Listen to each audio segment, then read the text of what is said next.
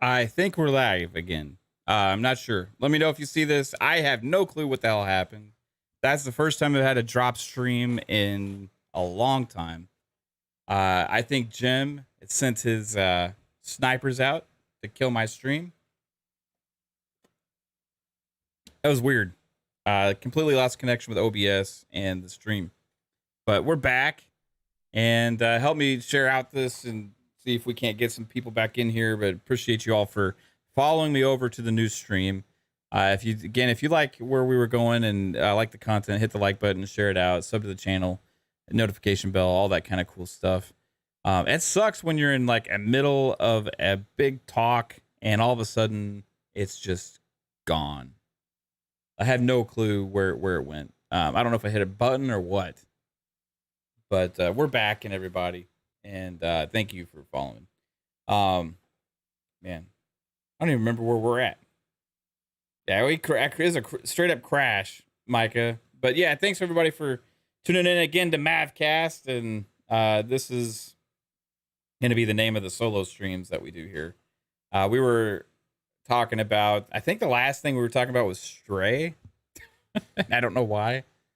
Yeah, no problem, Def. You know, it sucks when we're in the middle of a show like that or, you know, having fun and all of a sudden just poof, gone, you know.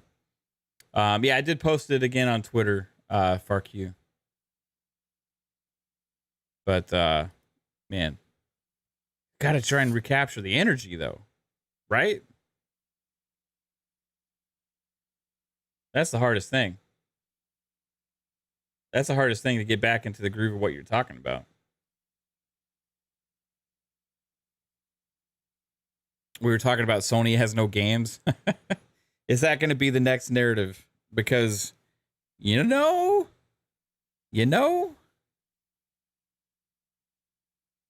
it's one big game this year. Nothing official for next year so far. Isn't the big showcases kind of usually when you kind of have one big announcement for the following year? You know what I mean? Like,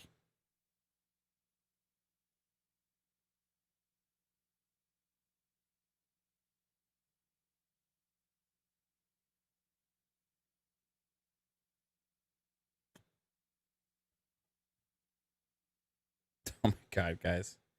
Y'all are being hard on Fahim. Fahim has his beliefs. He's entitled to his opinion, even if I majorly disagree with him.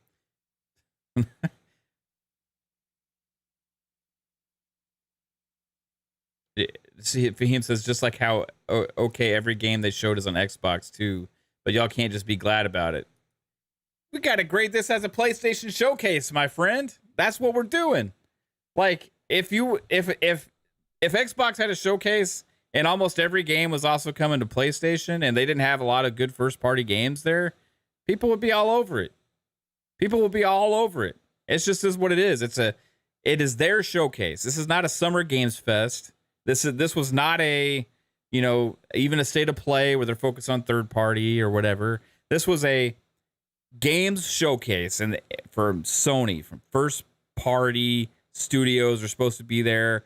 They had no showcases within the last 2 years.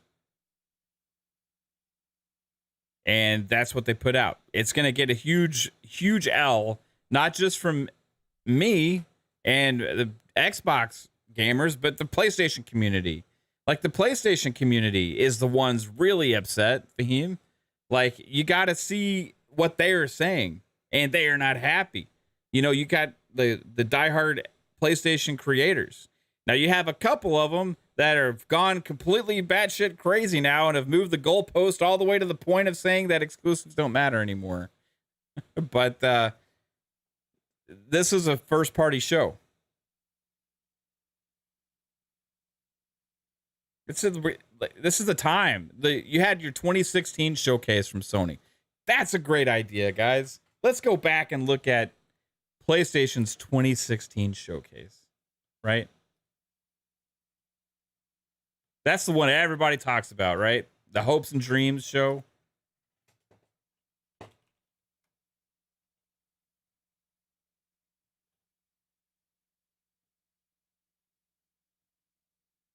PlayStation 2016 E3.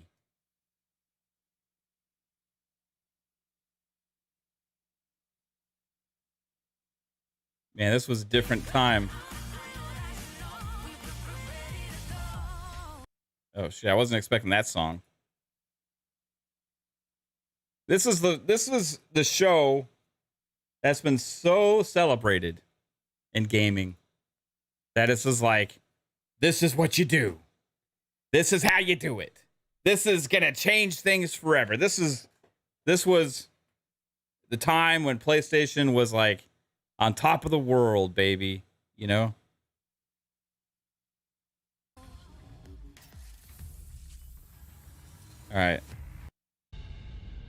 How did they start it off?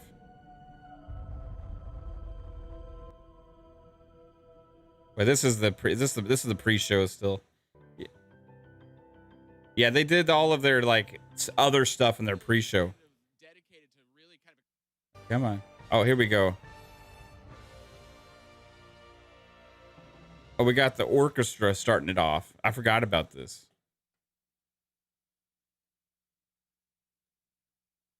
People always say I need to do timestamps. Say, PlayStation, you need to do timestamps. I mean, look at this. It looks like it's at the fucking opera house. I mean, they're setting the stage for like one of the biggest shows of all time.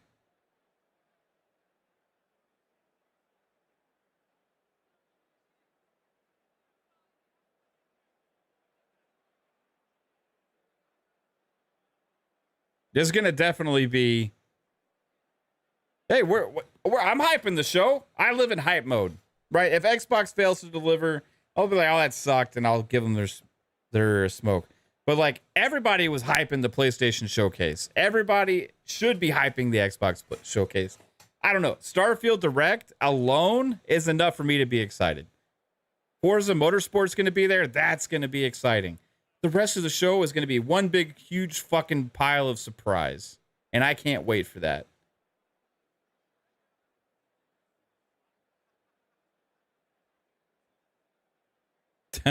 Shout out to Oracular. You was just rewatching Fritz's video. You just saw my comment in there. Yeah, I saw that. I was dying. All right. Come on. Oh, here we go. All right. We can skip the concert. Oh, starting off with God of War. You remember everybody was like, whoa, what is this? What for? A test. And they're actually gameplay. You're like playing the game. Yes, sir. Then show me what you know. This was a surprise. I am hungry. You hear that? Feed us. You hear that? The crowd? What are we hunting? You are hunting. This deer. was missing. These moments. This is what people expected. South? Is that a question? South. Yeah, people are like, oh my god! It's fucking KhAos!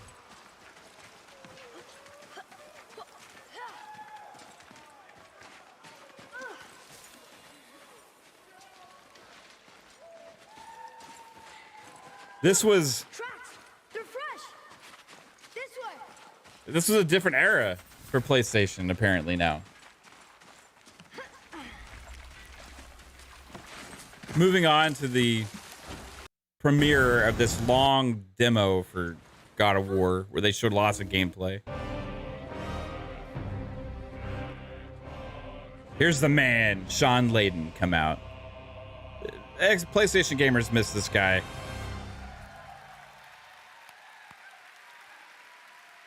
What kind of Microsoft IP would get that attention? Everyone, and welcome. Or that kind of What a reaction? way to start the show, huh? It would take something be gone for a while. Fable, I think, can. And a shout out to our very talented composer of the soundtrack to God of War, Mr. Bear McCreary. Halo does, but like they've just like misstepped on Halo so much that it's hard for them to get that excitement at that level. But Halo used to. You think Banjo? Yeah. Thanks to everybody. I mean, there's several. Before we go any further, though, I think it's important that we take a moment to address the... Now, why am I... This is year... You got to remember, this was year 3, right? This was year 3. This was like same time period of the console's launch and riding a high of being successful and stuff like that. The heartbreaking tragedies of Orlando this past weekend. Please enjoy the show. What's next?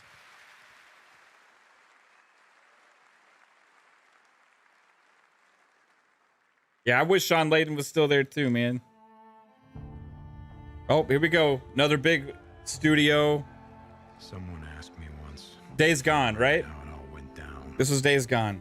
As if it A happened. brand new game announcement again. So yeah, I remember.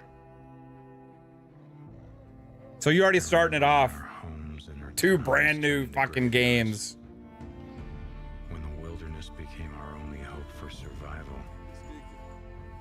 I remember when the planes fell out of the skies. When the trains stopped running. When the turbines shut down. The people are like, what is The this? world went dark. What is this right now? What is this game? I remember when they put up the What is this razor game? wire, like it was gonna stop anything. And the feds ran out of body bags. And some of us sort of lost our... All right, Days Gone. That's what was next. What is this? Oh, The Last Guardian. It was, again, big game after big game after big game. Remember at the time, people were always like, when is Last Guardian ever going to come out? When is Last Guardian? You know, like, this was like a really big moment.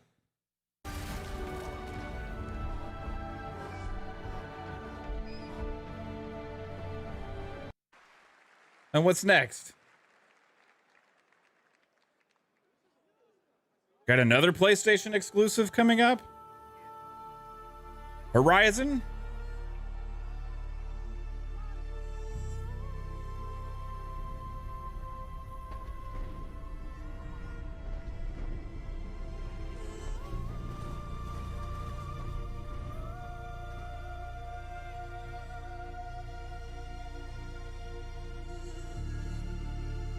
I think everybody wants a show like this.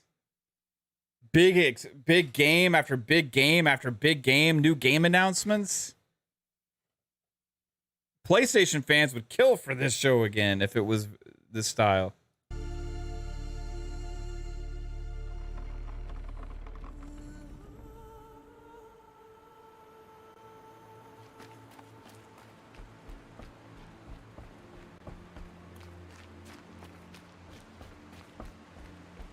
Turn back! Corrupted machines in the valley! I have to cross. I'm headed for the border. This show was a fucking juggernaut. Show mercy. Gameplay too, right?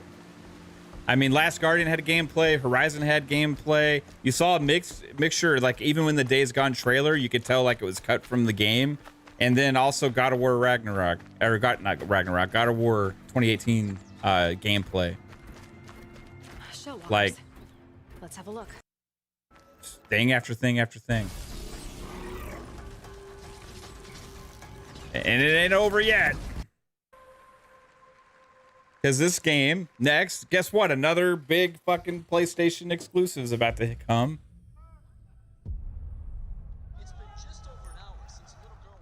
And I love this game. I did. Detroit Become Human. But the hostage taker could be the family's android. Negotiator on site. This is why. This is what people had. This is what people thought could be at a PlayStation showcase this year. This is what they had created as their image, right? Why aren't you sending a real person? Captain Al. I agree with that. Oracular says they didn't have a good 2016 lineup. No, these games were fairly. They were announced to, and we knew they were on the horizon soon. Like PlayStation could have done the same thing this year, even with their games not coming out this year. I'll take care of it. They could have had stuff announced for the next couple years. This was their opportunity to set the stage, to set the table. They dropped the ball. Don't get out of there, they will kill you. Oh, PSVR. Okay, let's get past that. In addition to the PS4 console experience, the full Resident Evil 7 will be playable. Resident Evil from VR. beginning to end. All right, moving on. Please watch.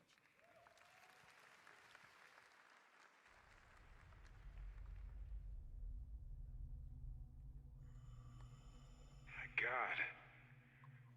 This place is incredible. What's your suit on those rocks? You don't know what kind of More VR shit. Moving beyond. Maybe you feel invincible. Hey, you had your lull in the show where they do the VR stuff. Or maybe you're just like me. You see the Oh. truth is nothing but a sick joke, and so you choose a face to match. Huge third party. Batman. What happens when we become what we They have the huge third party announcement here with Batman. After already killing everybody, full of awesome single player premium experiences from Sony. You've already gotten the entire crowd on board. Everybody's already seen everything they need to, and then you come out with a huge third party. Oh, VR? Fuck that. Never mind. We're still on the VR shit? See, if that's what I would have done if I was watching this live, I don't remember. I would have been like, yeah, fucking Batman, another Oh, VR? Fuck. I was just hyping it up. Bullshit. Never mind. I'll take that.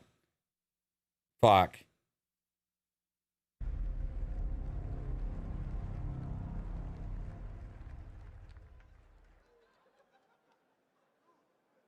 Yeah, see, the crowd's laughing because they got fucked too. Final Fantasy.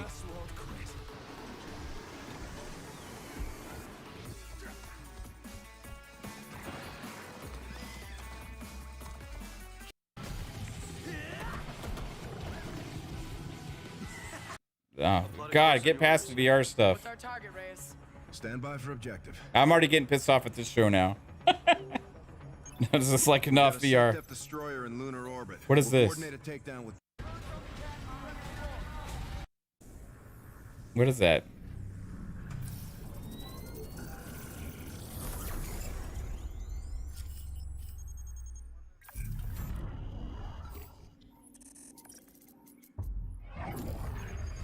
What is this game? I don't even know what this is. enemy surging in multiple sectors, LT. They're taking ground. Let's keep this on a tight loop and get back out there, Reyes. Is this another VR game?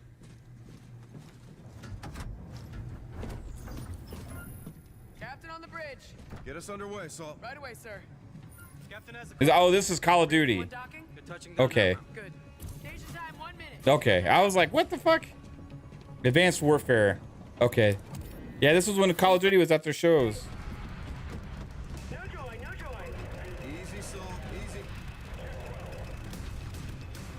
I'm getting boxed in, Raider. Throttle up. Coming.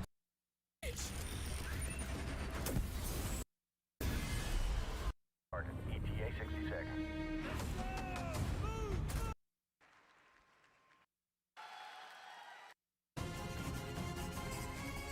All right, here's the Star Wars shit. Lego Star Wars. The best Oh, here comes Kojima. Is it? What is this gonna be? Death Stranding?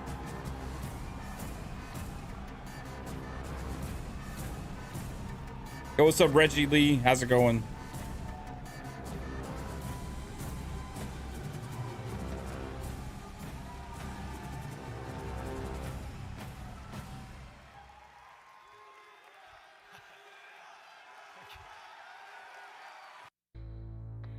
Yeah, this was the announcement for Death Stranding.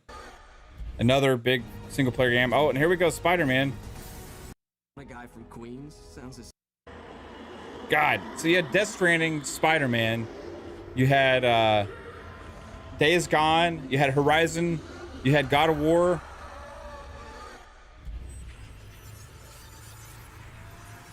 This, you can see this show set the stage for PlayStation, the whole narrative, everything that PlayStation became over the last 7 years.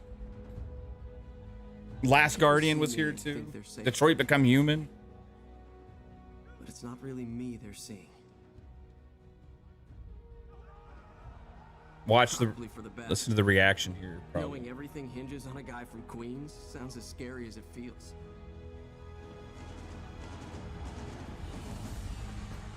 No pressure, right? You can.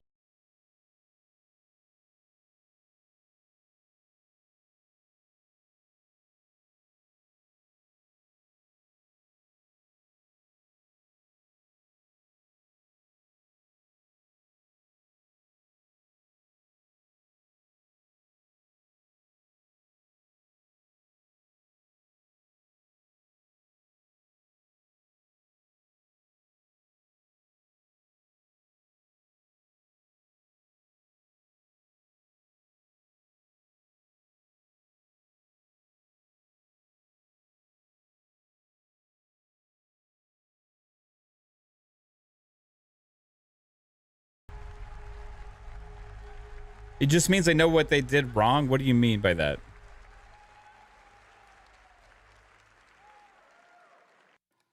You're welcome.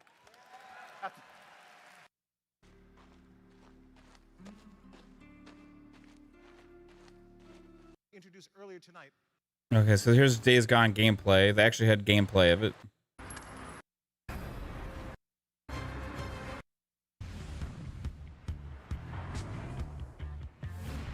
Yeah, that's it. I mean,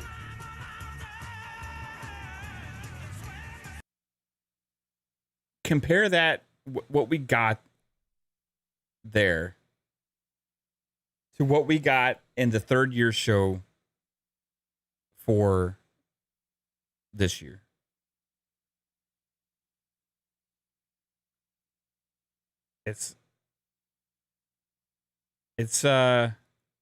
I mean, there's no comparison. Absolutely no comparison. The only thing at all on the scale of most of those games at the show was Spider-Man 2.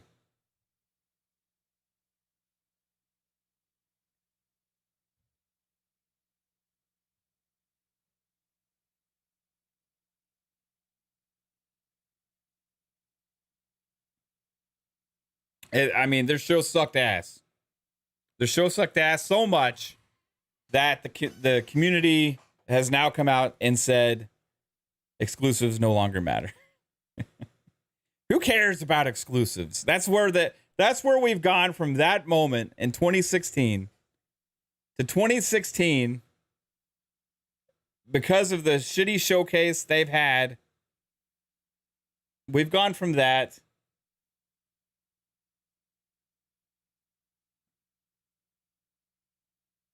to something I never thought again I would hear. And what is that? Who cares if a game's exclusive or not? I don't know.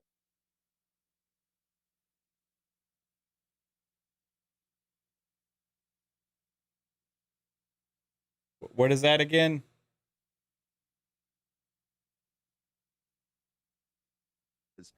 Who cares if a game's exclusive or not? I don't. We've gone so far in 7 years now.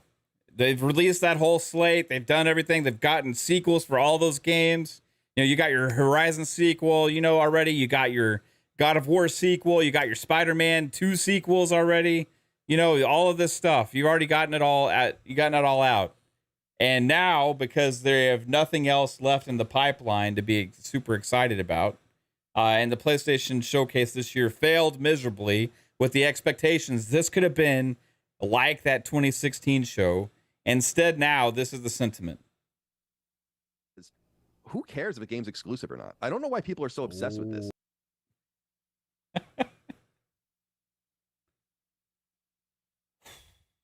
Biggest goalpost shift in the history of PlayStation fans.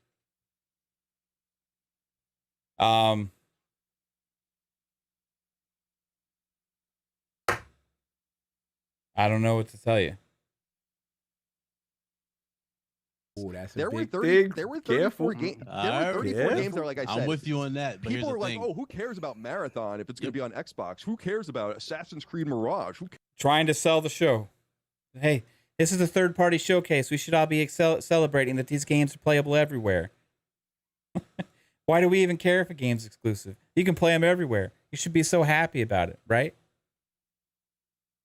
cares about Alan Wake 2? Who cares about Dragon's Dogma 2? I don't really care who makes it. I don't understand what this obsession is where the game only matters if it comes from first or second party. We don't. Who even cares if the games at the showcase come from first or second party? Who even cares? Who even cares if the games are only come or from first or second party? I don't understand. I don't understand.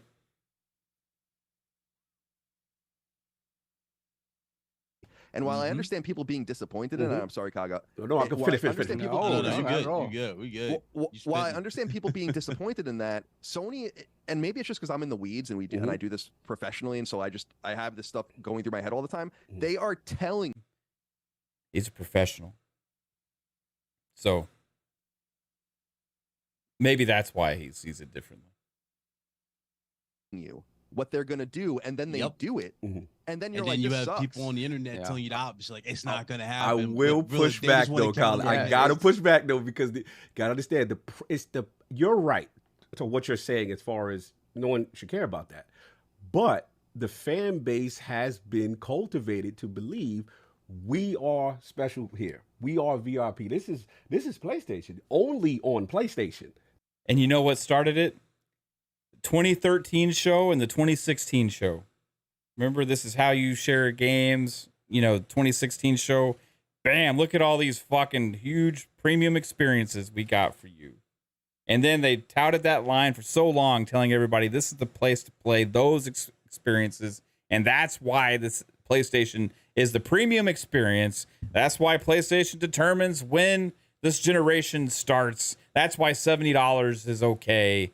That's why everything I say matters and more than anything else, because PlayStation is the best place to play. Because exclusives.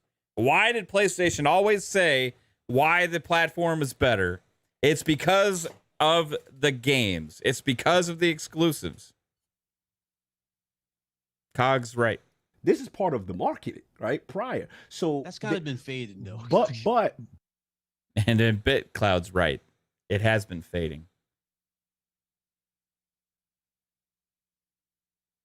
It has been fading. Fading so much that who even cares about exclusives anymore? Who even cares? Who cares? Who cares?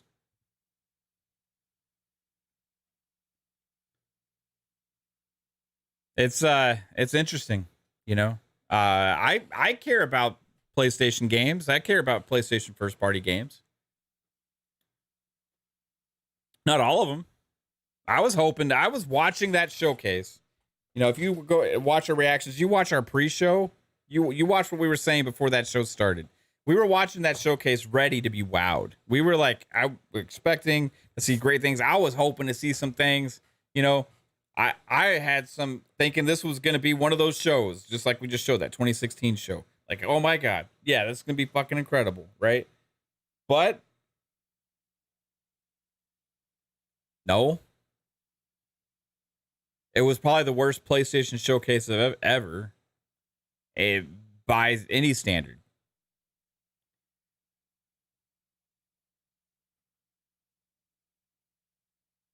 And we didn't get anything to really look forward to from the Sony first-party teams. Like, we have Spider-Man 2, which we already knew was coming. Like this year. This was the first gameplay blowout for that. That was cool to see that. But again, this is the third sequel now in the same franchise, and it's nothing really exciting. Like, it's not moving the needle, right? You can't still keep resting on the laurels of the stuff you started kicking off in that 2016. Like, you got to come out with some new stuff. And I feel like they have stuff they're working on, but it's very telling at the show to tell you what stage those games are at. Like, when are we going to see those? PlayStation's got a first-party games problem, people.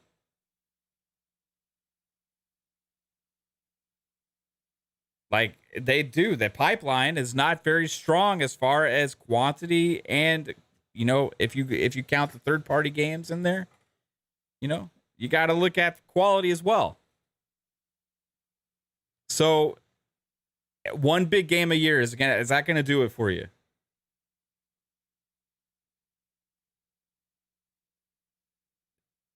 It is a problem. And I put it out there a couple weeks back, got so much backlash about like, hey, it's okay because they fill their pipeline up with third-party exclusives. So we don't need as many first-party games on PlayStation.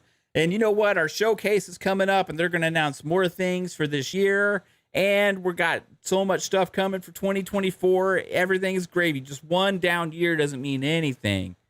This showcase that we just saw didn't tell us anything. It didn't tell us anything. It told us nothing to be excited about for next year, first party wise. That's something to look forward to, a big premium experience.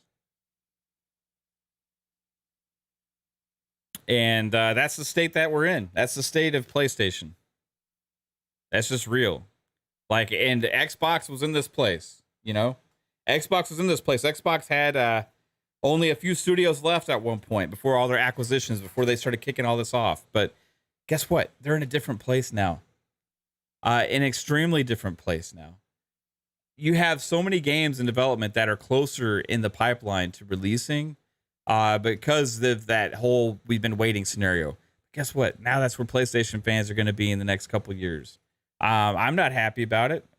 I think that you already see the narrative shift so much to the point you're seeing that exclusive games don't even matter anymore to them is a very telling thing of what to look forward to the next couple of years if you're a PlayStation only player. Maybe PlayStation comes out and they prove us wrong and they have a big showcase later this year or next year and they'd be like, everything coming this year, or like, holy shit, we're all wrong about it. But if that was the case, why not show those games at this showcase when it was your first showcase in 2 years?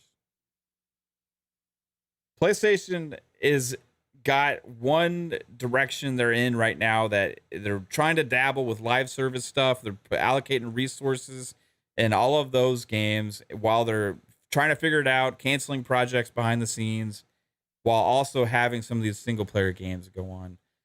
Meanwhile, Xbox is ready to finally get that game per quarter cycle going. And we already know that's the fact because that's what Phil said in the interview with Kind of Funny.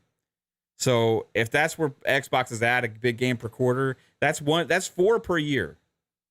Compare that to 1 this year for PlayStation. Not only that, but Phil's not even counting all the AA and indie experiences and smaller games. If you count the Age 2s and the Age 4s and all these other things that they're working on, that really adds it up because they're already at 5 first-party game releases this year.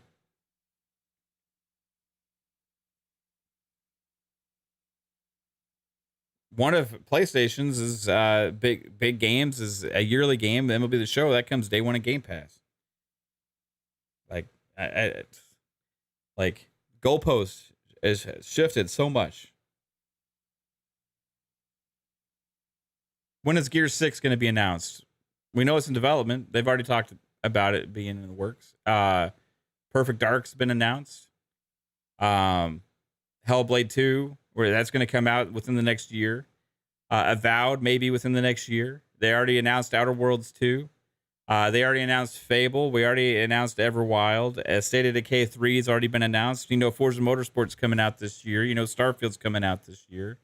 We already announced Contraband as well. Elder Scrolls 6 is happening after Starfield. It'll be years away.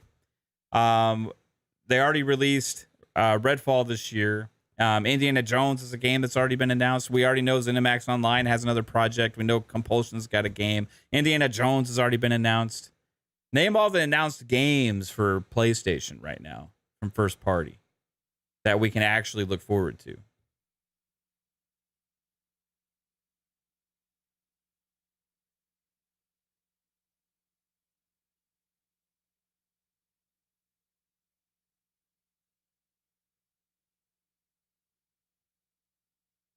I mean, there's another Hi-Fi Rush was a surprise release this year as well. We have more games in development at ABK as well. That after that acquisition ends up going through, if it does, you can count on those too. It's very interesting to see where the pipelines are at right now in this stage of the generation. This is like a shift almost from last gen, where Xbox had the games earlier and then they kind of faltered, you know. Yeah, Evil Within is tease, yeah.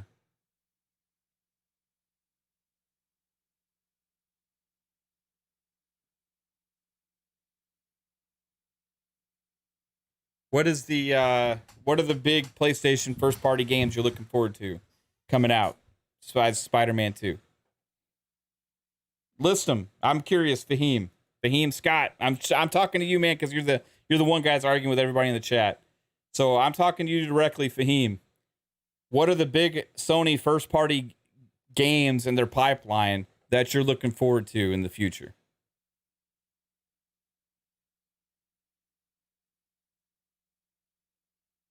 I want a list.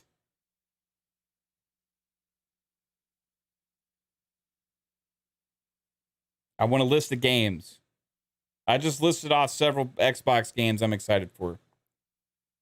And then I want a list of the PlayStation games. I want the PlayStation community. Anybody in the PlayStation, or maybe if Fahim can't do it, you guys tell me the PlayStation first party games that are announced.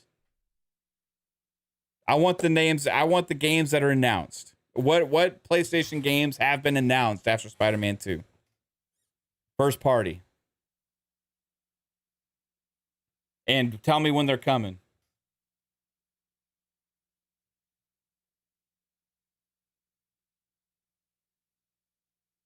Spider-Man 2 this year. We got Wolverine, hopefully next year.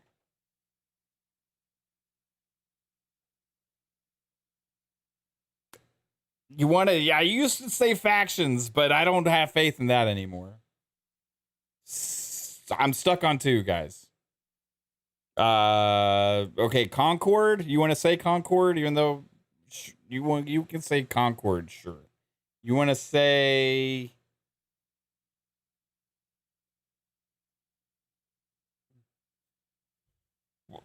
I'm struggling here. You want to say Fair Games? I said first party. Final Fantasy 16 is not first party. It's going to be a timed exclusive. I'm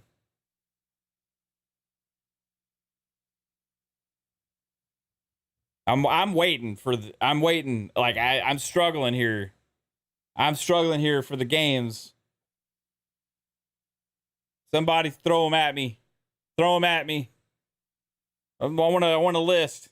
I want to hear the amount of games, like the Fables and the Perfect Darks, the Hellblade 2s, the Avoweds, the Indiana Jones, Forza Motorsports, the Starfields. I want to hear the names, State of Decay 3, Outer Worlds 2. I'm listing games here that are announced that we know are going to end up coming out.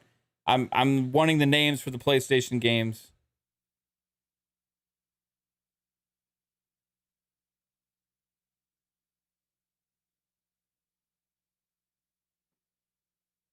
I want to know them. Like this was PlayStation's chance to name them, to name those games, right? This is the chance to reveal them. This was their showcase. Joanna Dark says, Knack 3, Spider-Man. Knack 3, that's not a thing, is it? Oh, wait, no, it's a joke. Okay. Knack 3, Spider-Man 2, The Last of Us remake of the remake.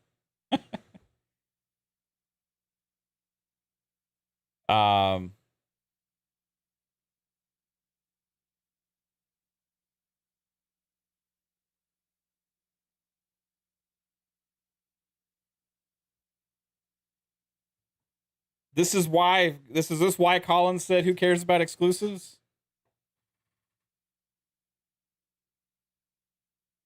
Because right now, apparently to PlayStation, they don't matter none.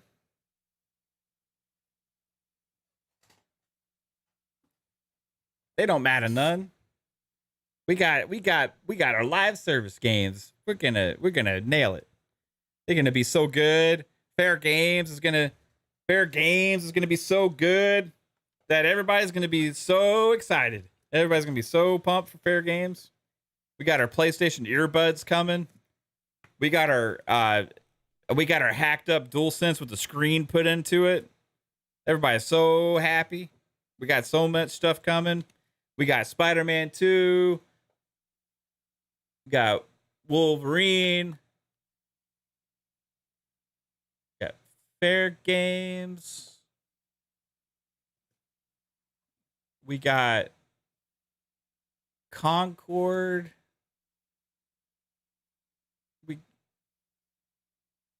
We got Jim. Jim, what else do we have? Jim. Having a realization. We don't have any more games. Where are they, Jim? Please, Jim, you told me how much of a premium experience the PlayStation 5 is going to be, Jim.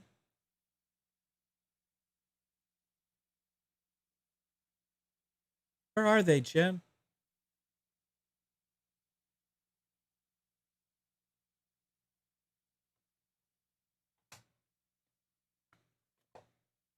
Two games a year, remember that?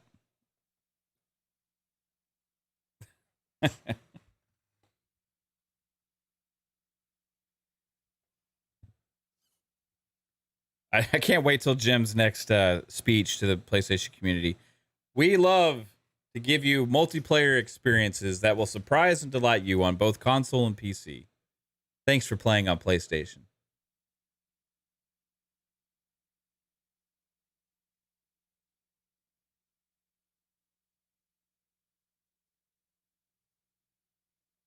Jasper, you're right. I got to count MLB The Show every year. MLB The Show's fire, and I'm going to play it in Game Pass, so I don't have to spend $70 on it. Much rather play that on my Xbox. Again, multiplat. Who cares about exclusives?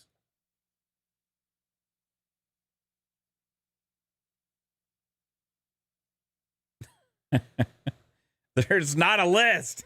I gave more of a list.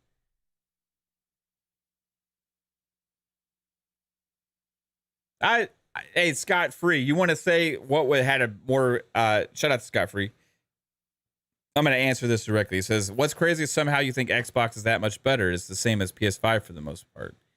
Game Pass is a big game changer for me for Xbox, for one thing. You get the games day one. And also, if you look at the pipeline coming up, it's much stronger for Xbox. Now, if you look at the last couple of years, you could say if you like those franchises that PlayStation has, PlayStation did a better job with the launch of the PlayStation 5 having games come out the first couple of years for it. Xbox had some great games, but they struggled with their pipeline because they had still been developing this ecosystem of developers that they had been investing in since 2018 or so, once they started making all those acquisitions. Those games are now start releasing finally. So the pipeline for Xbox is just much stronger for what we know right now than PlayStation. Plus, you add in the fact that the games are in Game Pass day one. Then you add in the fact that you can have cross-play between console and PC, cross-progression between console and PC, and also there's cross-buy. So you only have to, if you want to buy it, it's there. If you want to play in Game Pass day one for $14.99 a month or whatever, and you get them across the entire ecosystem, and plus they have way more games coming, first party. Plus there's also day one third-party games, a lot in there as well. Yeah, the Xbox ecosystem for me right now looks like it has a much stronger future with games than I know about PlayStation. If you want to say the last 2 years, PlayStation had more first party big time releases, that's probably be a true statement. but that doesn't mean everything when you talk about the pipeline going ahead. So you can say what you want to say, but it's just the facts are the facts that Xbox has way more games announced for Xbox right now than PlayStation does. And when Phil says they're going to hit on that game per quarter thing, they're going to hit on it. Plus, also, you got all those other smaller experiences and ports and live service updates and all these other things that they do. So it's just, I think they're finally getting that stronger ecosystem built up. It's just where we're at. When the community starts saying that, exclusives don't even matter on a platform where that used to be the end all be all, that's the biggest goalpost move you can have from where they were in 2016 when we just showed that showcase to where they are today.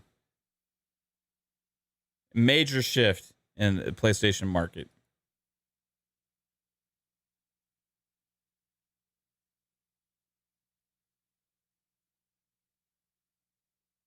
PK Thunder Woe says Game Pass users is 17 million behind PlayStation Plus Essentials, and that's just the base. If you want to talk about numbers, if you want to count PlayStation Plus Essentials, which is not a game subscription, it is a online subscription, then you have to talk about Xbox Live Gold numbers.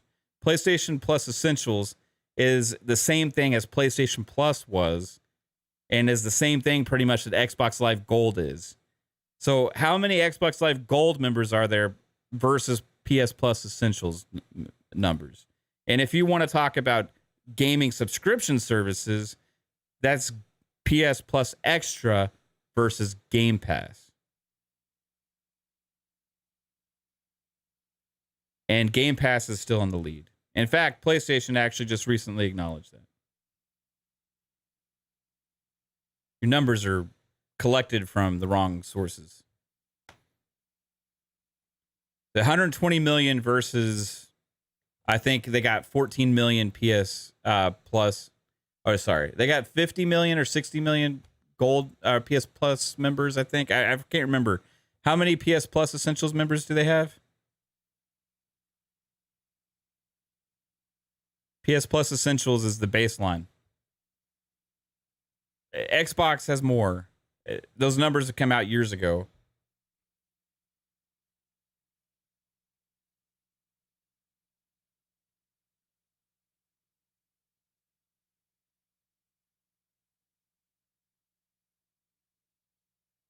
Yeah, I'm saying there's a big misconception on once PlayStation shifted PS Plus to PS Plus Essentials, Extra, and Premium, they started using PlayStation Plus Essentials as in it's a gaming subscription a la Game Pass, where PlayStation Essentials doesn't give you anything that Game Pass does. It only gives you the same stuff that Xbox Live Gold does.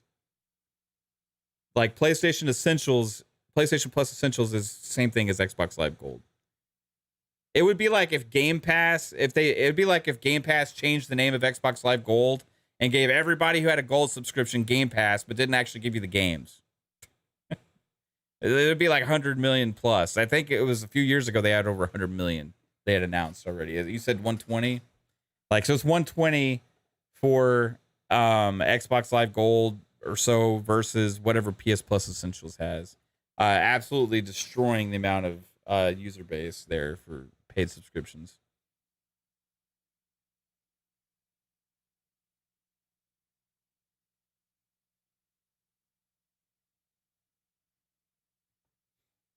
So, all right, thanks, Calarie, for sharing this. In a recently released report, Sony revealed that PlayStation Plus Premium had 8 million subscribers as of March 2023. That's premium, which is, it's impressive. Some people were shitting on this. It says Extra sitting at 6.1, so that's 14.1 million subscribers. That is the reason I say that's impressive, because they were coming from a place where they only had like 3 million to 5 million PS Now subscribers. So they've increased their premiums payers because of their restructuring from like 3 to 5 to 14 million in a fairly short time span, right? So that's impressive. But I don't know how much it's going to grow unless they start doing more day one content. they also confirmed that PlayStation Plus has 47.4 million subscribers across all 3 tiers. So that means that the 33 million are just PlayStation Plus subscribers. Let me see. Xbox Live Gold subscribers.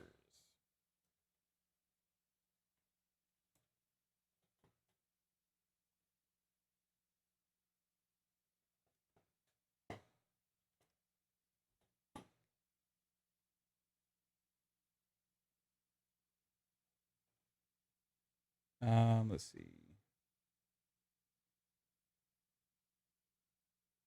So back in 2021, Xbox Live surpassed 100 million active monthly users.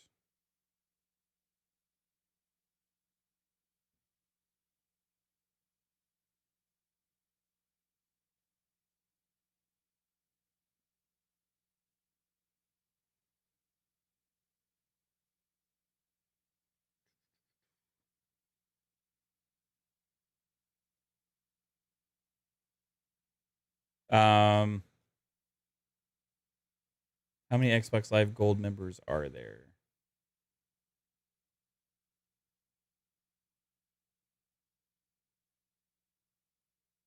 Yeah, they're in the like over 100 million range.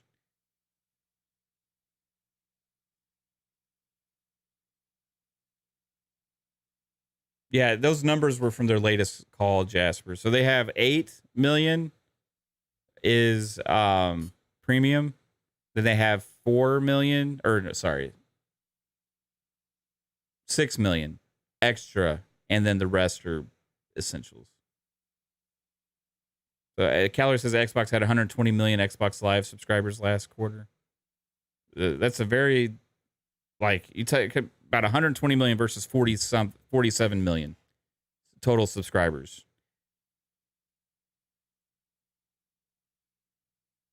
It's a big difference in the amount of revenue coming in per month.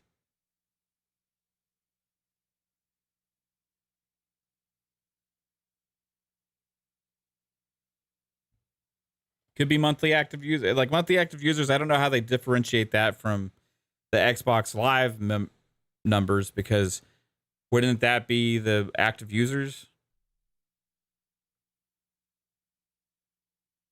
Because you can't play multiplayer without gold.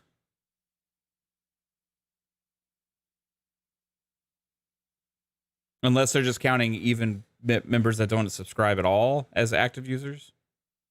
I don't know. Minecraft alone has like 100-something million monthly active users. So I don't think that's just the active user count. Yeah, Nate Dogg, shout out to you. $2 says id next game at show. Indie in 2026. Overwatch 2 in 2025. Is that, did you say OW2 in 2025? Do you mean Overwatch 2? Because Overwatch 2 is already out.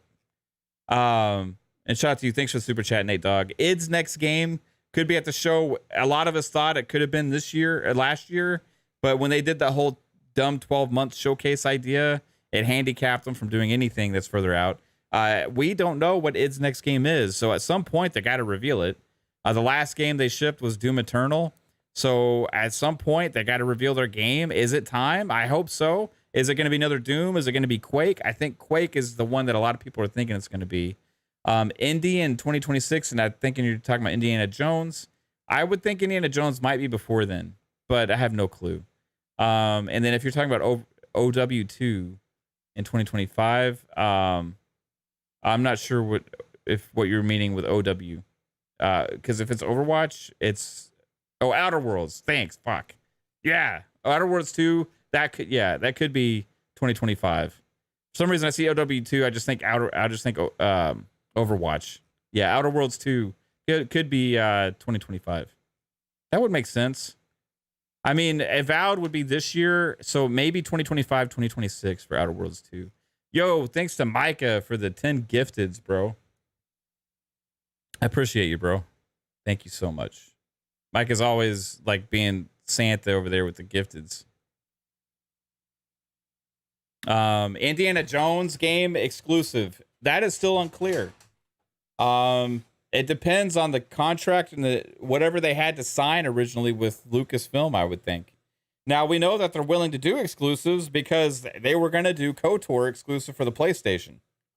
But I don't know what their plans are for Indiana Jones because Bethesda, when they signed that deal, I don't know when they signed it, if they were already, if they were still independent at the time. They may have signed it as a multi-platform contract, not sure. So there's a lot of questions about Indiana Jones, but if you were to ask me, I would say I would assume it's probably exclusive at this point, but it may not be. PK Thunder, whoa, with the $5 says, do you honestly think that PlayStation and its propaganda media can be a better Xbox than Xbox? No, I don't think PlayStation can Xbox as good as Xbox can because PlayStation's got to invest too much into other studios and the ecosystem stuff to get to that point. They don't have the money that Microsoft has. They don't have their own. They don't have Azure like Microsoft controls Azure. Like it's hard to do that for Sony when you don't have the budget that Microsoft has to invest in it. So like, I think that they're gonna try, and I think they're gonna experiment with this stuff and see what they can do. But I think they see that it's harder than they thought it was going to be. And that's why we're seeing some of this cancellations on some of these things, right? Where like Xbox has acquired more and more studios and big acquisitions and even publishers to try and fulfill this vision of theirs. Like if you just rely on what you got and they keep adding a little piece by piece, like over time, yeah, you're going to be having some decent ecosystem, but like not for multiplayer, but not like what Xbox can do. Like I think Xbox is like, it's almost like I think PlayStation needed more variety. You know, PlayStation really did need more variety. I think I've been sick of the same kind of games over and over again and stuff like all these super serious tone, like, you know, semi open world or open world, single player adventure games. Yeah, it's fine, but like I want more variety than that from first party. Now we got some, you got, you know, your Ratchet and Clanks and your Gran Turismo, you know, but like overall, like where's the other experiences? Now the question is, do they dive too much into that stuff trying to overcorrect? Because then what they could have done is just keep doing what they're doing and then add something else and then add something else and then add something else. Instead, it seems like they're pulling a Ubisoft and like, hey, we're going to do all this at once and dive full head first into this shit and really figure it out on the fly. Oh, no, it's not working. We got to cancel these projects. Bungie says Factions isn't good. Oh, we got to pull back from that. Oh, no, but we're going to announce 3 of them all at the same show. Like, it's like too much of like a ecosystem shift all at once for the fan base to tolerate, I think, and to really see like where they're going. I think they could kept it going with what they had and plus implement new stuff here and there. That would have been the smart thing to do. But I don't know. Like Join the Dark says they should need to bring back Infamous, Resistance, Killzone, Gravity Rush. Yeah, there's so many things they could do, man. So calm. Say it time again. Hey, Sly Cooper for another one. Throw that in there. What about Resistance? Infamous. I would be personally way more excited for a new Infamous or a Sunset Overdrive 2 than I would be for Spider-Man 2.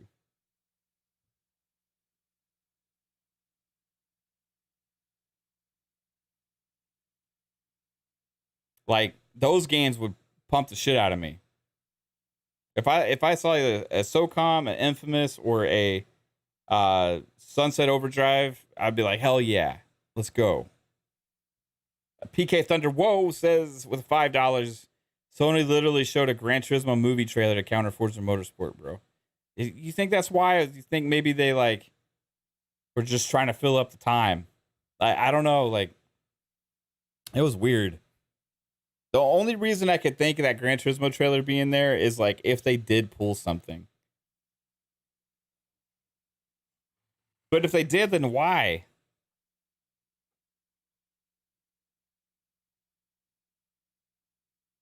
Dova says the Sony show was cheeks outside of Spider-Man 2. Yeah, it was. Spider-Man, and here's the thing too: when you keep relying on the same sequels like over and over again, like Spider-Man 2 is gonna sell like crazy. It's like it's gonna be a hit, but like it still doesn't like surprise the audience. You know, everybody knew Spider-Man 2 was gonna be there. There was no surprises that was exciting at that show, and you can't have a show without surprises. Like if you have a showcase like that and you haven't had one in 2 years and you don't really have any big awesome surprises that just make people go crazy, like it's not gonna be a good show. God Emperor Sofa King, member for 2 months, says, do I think Michael Pachter prediction comes true? You talking about the ABK deal? With them potentially like boxing out the UK in some regard? I don't know. It depends on what happens with Cat. I think Cat's got a lot of pressure on him. There's interesting, I mean, you can read into a lot of the stuff going on there, but like, it's hard to say right now. I still have faith the deal's going to get done because Microsoft wants it to. And I think they're going to keep fighting for it. But I don't know 100% how they're going to achieve that. And there's some like experts on Twitter that are kind of acting kind of weird and crazy right now. Like, a little unhinged and obsessive about the deal. It's kind of showing kind of the personalities of who they are, and it's a little disturbing for some of these people to be that strangely obsessed with this. It's like become their entire identity and who they are. Like this ABK deal is like all you're about, and without this, if everything doesn't happen that's come true, like you are worthless. It's like some of them have this mentality that it's like they're arguing with each other now, calling each other out, and like trying to like dethrone like the credibility of each other. Like it's just fucking weird and awkward and like it's like disturbing. Like who are these people? Like it makes me lose like any kind of respect for any of them, and I don't care about listening to any of their takes anymore. Like. And it's some of the people that have been covering it the most. Like, I just, like, don't care about your takes anymore on any of this stuff because you were creepily obsessed with this thing. Like, we talk about it a lot, and we talk about the ABK deal and what we think and all that stuff, but it seems like they're, like, too emotionally invested into this because it's given them some sense of, like, a identity. And it's like, if this is who I am now. I am the ABK man. And if I lose that, then who am I? It's fucking weird. Like,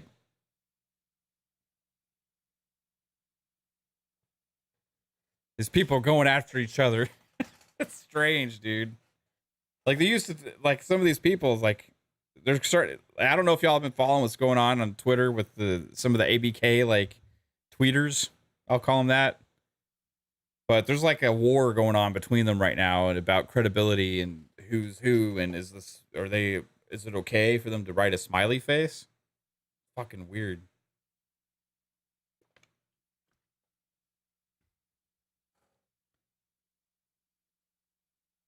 Yeah, I mean, it shows like a disturbing like obsessiveness. I don't know. Like I don't know. Calarie knows what I'm talking about here. Yeah, if you want to follow good information, I would follow Tom Warren. I would follow Jez Corden. You know, like this whole like subreddits and the Reddits threads and like the NeoGAFs and these people that are going after each other's throats and stuff like that. Like I don't know. I don't care about any of their takes because they're just people that had an identity all of a sudden for covering ABK. We didn't know who they were beforehand. You know, Hogue Law, follow Hogue. Hogue is going to have really good takes and stuff. He just points out the realities of the situations and stuff. But some of these people are like too emotionally invested of like, if somebody doesn't agree with something they said, it's like a personal attack, you know? Highlander with the $2. Highlander 201 with the $2. Appreciate you. Says we will find out Tuesday when they meet. Yeah, I like Post Up, Blaze. I just don't know about some of the stuff that's going on there. Like, it's crazy. Yeah, I look at things, and you look at what Microsoft's trying to do and the language that they use and stuff. Like, I feel like they got a strong case. But that's just personal feelings. I ain't gonna rely on like Foss Patton's take or something or to tell me what I should believe. You know what I mean? It's like I'll see it and then make my own determination. And if somebody disagrees with somebody, it shouldn't be a personal attack of like lack of credibility or whatever. It's just opinions. And all those people, even no matter how close or what their expertise in the fields and experts are too invested with their own credibility that they feel like any attack is like an attack on them as like, well, if you say this about me, nobody's going to listen to what I have to say in the future and stuff like that. It's just strange. Yeah, I agree about that. Oracular Post Up. Yeah, Post Up's been sharing stuff from IDOS, who comes from like a thread or something, and then like Foss Patents is like claiming that like IDOS is actually some kind of like snake who's actually wants the deal to fail and trying to manipulate the situation behind the scenes or something like that because he put a smiley face on a post. I don't know. It's just weird stuff, man. It's kind of creepy.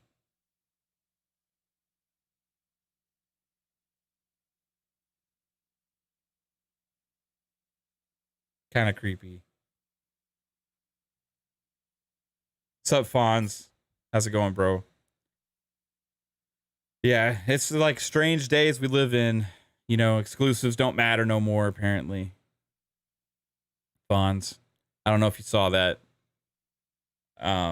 Who cares about exclusives? Who cares? Who cares about them?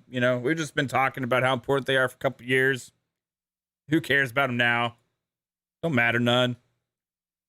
Exclusives? That's the past. We're past that now.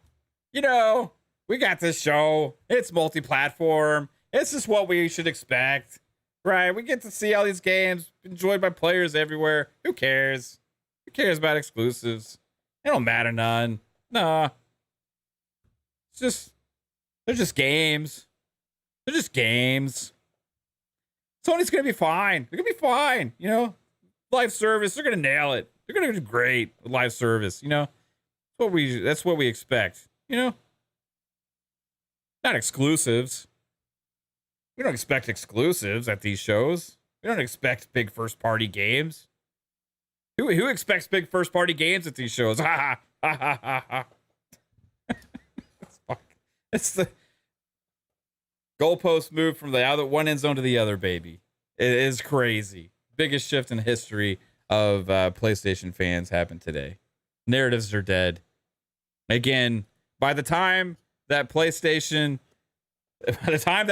announces their big first party single player games again, which will happen, and they try and take the goalpost back, hey, exclusives matter now. Exclusives matter. Hey, you remember what I said? Who cares? I care. I was just kidding. I was kidding, everybody. I said, who cares? I care. I really do care.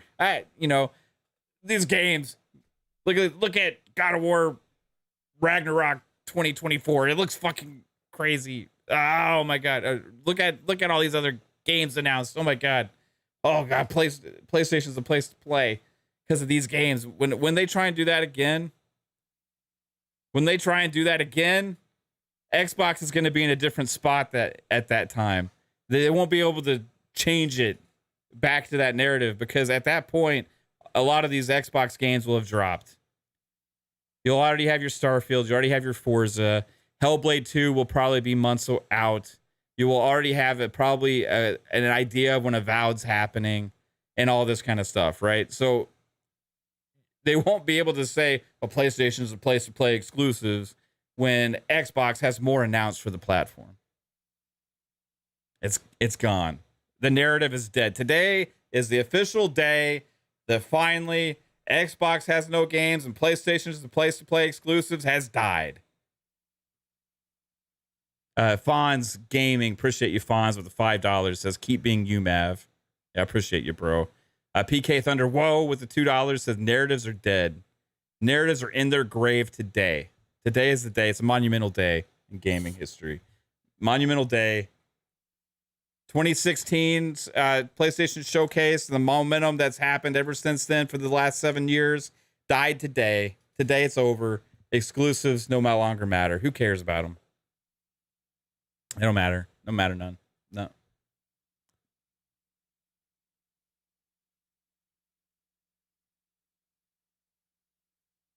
This is coming from the places that people said that exclusives were everything to an ecosystem.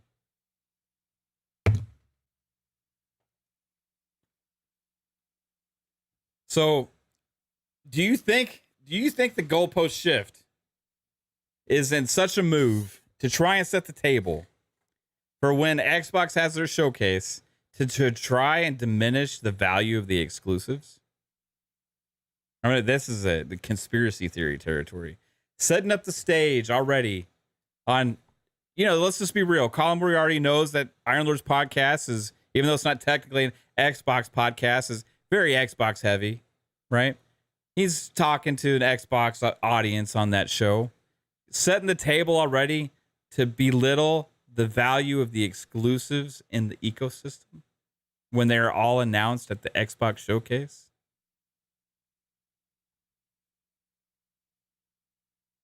Yeah, if Colin says I need more context of what Colin was saying, to be honest, I feel like he was saying it in regards to seeing a showcase and the games that are shown. But that's the messaging that PlayStation's putting out. So I would disagree with the importance of that, because the marketing and messaging to the fan base has been such for so long now that it's the premium place to play these big exclusive quality titles that you can't get anywhere else. And the showcases are the stage in which you set the expectations on what's to come for the future of your platform. In 2016, they laid the foundation of the platform and the ecosystem for PlayStation for the last 7 years. And we showed that. I showed the clips from that 2016 show. They had games like Spider-Man, God of War Ragnarok, Horizon. I keep saying Ragnarok. God of War 2018, Spider-Man, Horizon, Days Gone, Detroit Become Human, The Last Guardian, all at the same show. All at the same show. Gameplay of several of those games, too. Setting the table for not only those first games in those franchises, but the sequels for years to come as well, because they were to become hit games. Literally, that 2016 showcase set the stage for the last 7 years of PlayStation. Now that time's up. Spider-Man 2 is the last in that iteration of those games that we have announced. What's next? This year was the time and opportunity, third year into the console generation, 2 years without a showcase, to let everybody know what's coming from the first party to look forward to from these big time all-star studios that you have. And it was a bleak look because it turns out that they don't have anything probably for a while. Yeah, and Fawn says, but that was Sean Layden leading PlayStation. I agree. This is different. This is a different PlayStation. PK Thunder Woe with $5 says, we're not moving forward until they admit they were wrong about Xbox. Xbox is a better console. We'll see how the games are when they come out. I feel like I prefer the Xbox ecosystem because of the value it provides to me. As a gamer, it has a lot of the franchises and the brands and the kinds of games that I like to play. I like more RPGs. I like RTSs. I like multiplayer games. I like games like Fable and Halo and Gears and all these different things. So I'm invested in the Xbox ecosystem more. But on PlayStation, I still like a lot of those games. I like Ghost of Tsushima. I like Uncharted. I did like Spider-Man. I'm a little stale on it now. But there's still things to get you excited on both when they announce them. I'm all in on Starfield. I'm going to be all in on Hellblade 2. I'll be all in on Avowed. I mean, there's so many Xbox games announced right now that I am so fucking hyped for. I want more information on them. So I still think Xbox has to deliver. They can't have all these turn out to be Redfalls. If all these turn out to be Redfalls, that's a bad situation. But I don't have any. That would be a crazy thought to think that's what's going to happen. Like, I think with Starfield and Forza alone, that's a stronger year this year than PlayStation has.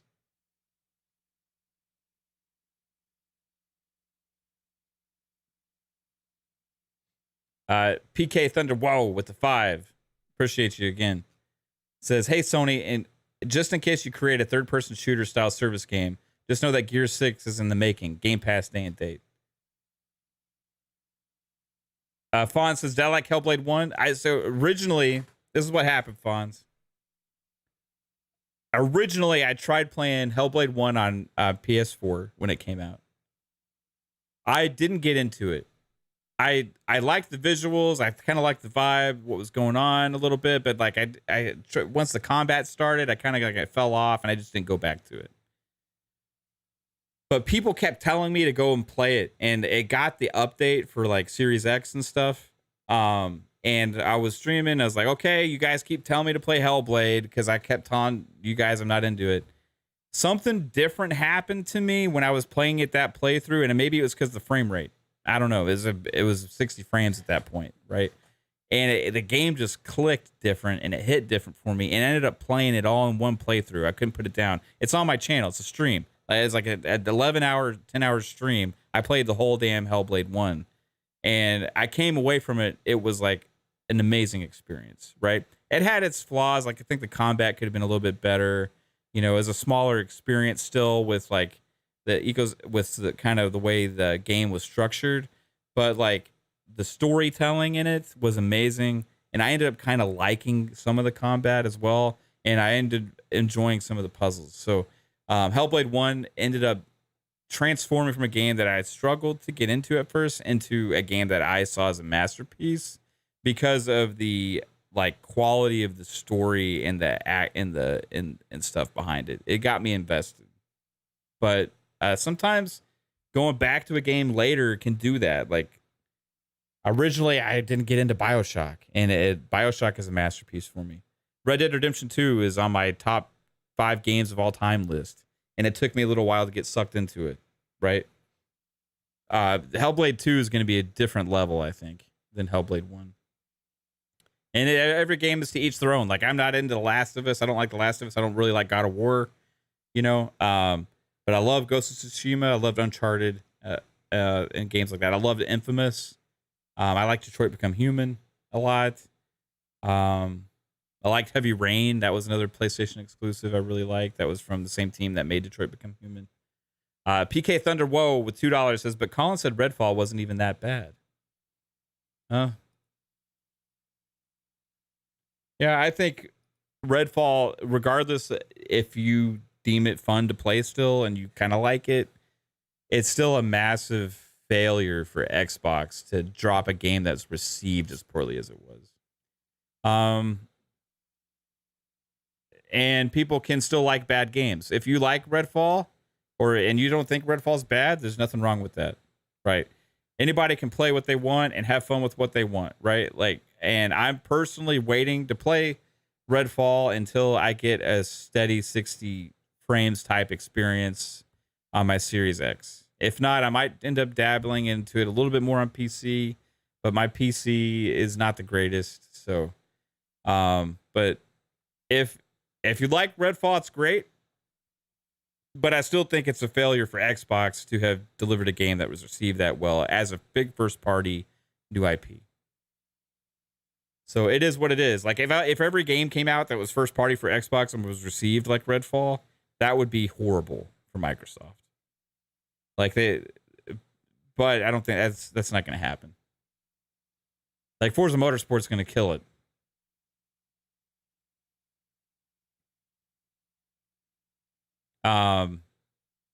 Forza Motorsport is going to be like eye-gorgingly gorgeous.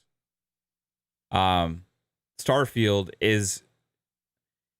going to be an interesting one because people are going to pick it apart in some situations. Like people are going to pick apart Starfield visually, probably. People are going to pick apart Starfield because it'll have some bugs. People are going to pick apart Starfield because it's some of the animations or whatever aren't as fluid as like something like a premium PlayStation first party game. But those same people will miss the boat completely about what a game like Starfield is about. I hope the reviewers don't get confused because it's been so long since a big single player Bethesda RPGs come out that like I feel like a lot of that crowd has kind of forgotten what those kind of games are about. And they're more like looking forward to like cinematic experiences at times.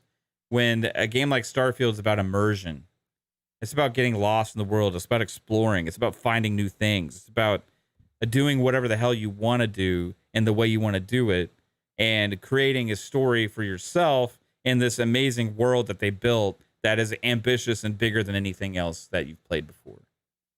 And sometimes people are going to say, well, everything's got to look like this or be like that. And I hope that they remember that games like Starfield, games like Elder Scrolls, games like Fallout are different beasts.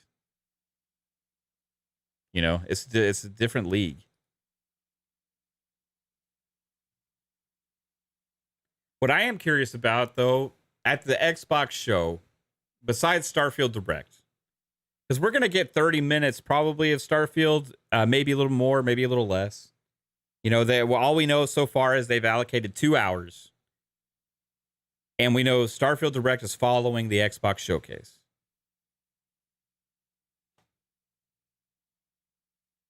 Duke to Go ask, have I played As Dusk Falls? I actually was not looking forward to As Dusk Falls at all. I shit on As Dusk Falls because I was sick of seeing it, but ended up playing it and loving it. At some point, they'll have the second season to that or whatever, and I'll be enjoying that too. But I don't know. Like at the Xbox showcase, we can count on two things. We know we're going to be there right now. We know Forza is going to be there because they said so, and it's also obvious. Of course, they were going to be there, and we know Starfield Direct is going to happen. Besides that, the whole rest of the show is a who knows what the fuck's going to be there, right? So that's like, again, it's like an hour and 20-something minutes at least that we have to make up for that we have no clue. So what is going to make it up? Like, what's going to be in that time? Like, what third-party games are going to be there? I would have normally said Diablo, but Diablo is already coming out beforehand, so it's not probably going to be Diablo. I'm curious, what other first-party games and what third-party games are going to be there? Avowed, Hellblade 2, Fable, Perfect Dark. I want to know from the chat, what's the number one Xbox first-party game that will be there? Poison Maniac says, I had a list, didn't I? Yeah, I put out my prediction list. Or not my prediction list. I had a leaked list that was given to me that I felt was really genuine. And so I put it out on Twitter. It was given to me by somebody at Xbox. So I put it out on Twitter. And you guys saw it. Now, I got to say there's a slight grain of salt. I don't know if it's true or not. But I have faith in it. I think it's genuine.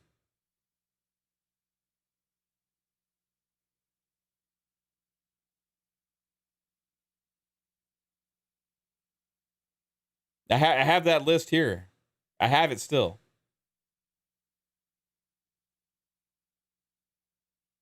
I mean, this is a crazy list, guys. I mean, I put this on Twitter, and it literally blew up. I don't know if you saw it.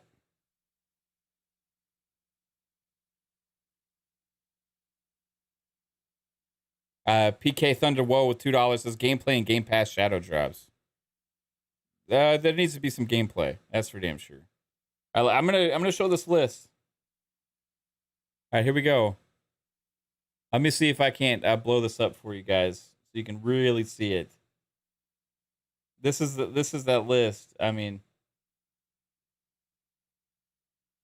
you alluded to the list, Poison, so I got it. This was sent to me by Xbox Insider Leaker.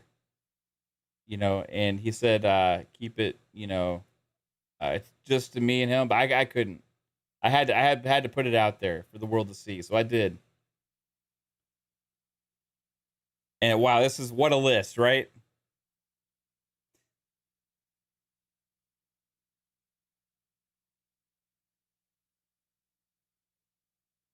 It's so official.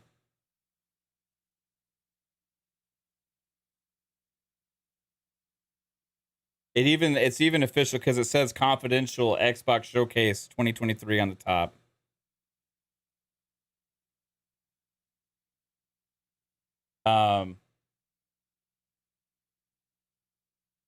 It's crazy, right, guys?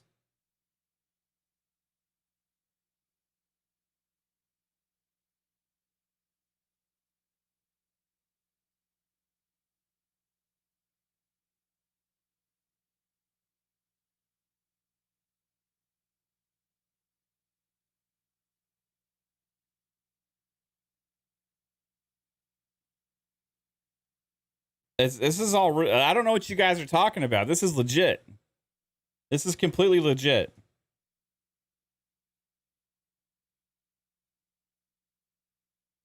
Fakest list ever.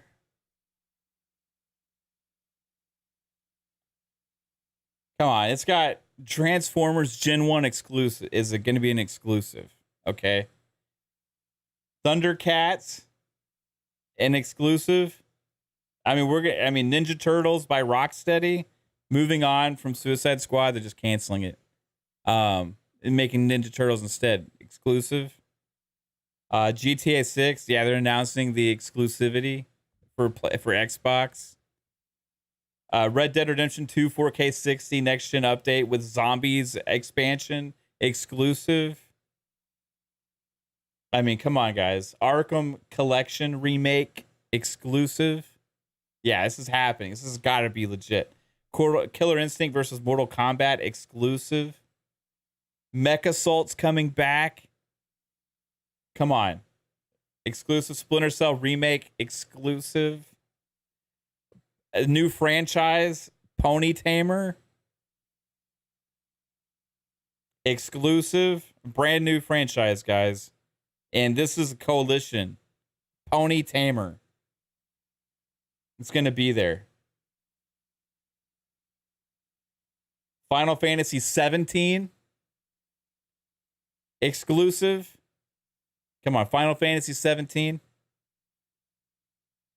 I mean, 16 is not even out yet, and we're going to get 17 announced at this show. It's going to happen, and it's going to be exclusive. Perfect Dark is going to be there. Avowed, State of Decay 3, Everwild, and Fable, and Outer Worlds 2. And, don't mention the Gears of War Phoenix collection. The mythological Gears of War Phoenix collection is going to be announced finally. Gears of War 6 as well is going to be announced, both at the same show. Then there's another new game called This Is Fake, You Dumbass. That's an exclusive. This one is made by Rare. It's called This Is Fake, You Dumbass. It's an exclusive. Indiana Jones exclusive coming out. It's gonna be there's gonna be shadow dropped. They're gonna have Harrison Ford show up, and he's gonna personally shadow drop Indiana Jones, and he's gonna be live demonstrating the gameplay. That's what's gonna happen. Absolutely. Then X-Men is exclusive, is gonna announce it. And then with the shock of the show, after they built up so much hype earlier with Pony Tamer announcement, they're going to already reveal Pony Tamer 2. Pony Tamer 1 will have gameplay. Pony Tamer 2 will just be CG. So you get a little bit of mix of both. Crimson Skies be there. One I'm personally excited about. This is I'm really pumped about. I was really shocked to see this. Y'all know how much I'm into Power Wash Simulator. But there's only one other thing I love to do besides Power Wash stuff, and it's be on podcasts. So this game was really exciting because I can live out what I do in real life while also playing a game, and that's Xbox Podcast Simulator. And that's going to be an exclusive. And it's going to have cast of cameo characters in it too. It's going to have unlockables, NFTs. People like Randolph Thor and Jez Corden are going to be NFTs in the game. You'll have Dealer Gaming is going to be NFT in there. You know, you'll have other creators as well. You'll have like Miles Dompierre will be there in the game. You know, you'll have Fonz. Colt Eastwood will be in the game. Mr. Boomstick. You'll have all of our Fun Spec fam making a late DLC appearance for season 2 for the Fun Spec fam. So you'll have 3-Bit, you'll have Pong Soul, Psychonauts, Fuzzy, you know, all Jasper, all of us, you know. Gaz is actually going to be on the cover. I didn't want to spoil it. Oracular, you asked about Gaz. I didn't want to say, but yeah, Gaz is going to be on the cover. And it's going to be interesting. So you're going to have that. Plus you have, you know, Lord, like Mr. Matty Plays. You have Lord Cognito there as well. You have King David on the back of the box. It's going to be amazing. It's going to be amazing. You're going to have podcast simulators going to be all over the place. Everybody's going to love it.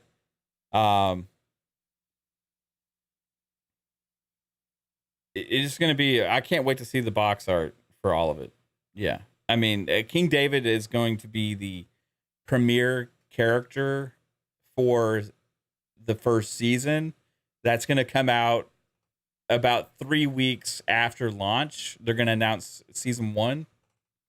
And it's going to be like, you're going to want to get your King David like avatar, right? So Xbox Podcast Simulator coming.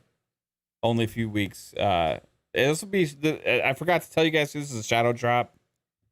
From Rare. Then the last but not least, Hello Kitty MMO. Yeah, this is the only game that's not exclusive. That'll be at the show. Hello Kitty MMO will be there. Yeah, and again, guys. I know you don't believe it. But this is 100% genuine, sent to me directly from Xbox themselves, and they weren't supposed to send it to me. It accidentally got sent to my email.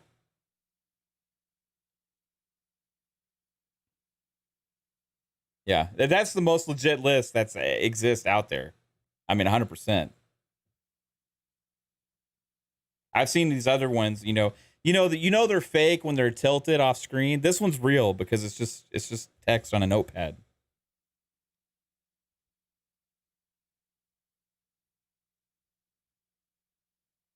Yeah. That's it. You know, like Oracular Fan says, King David's quote better be, "We will hold the line." Absolutely.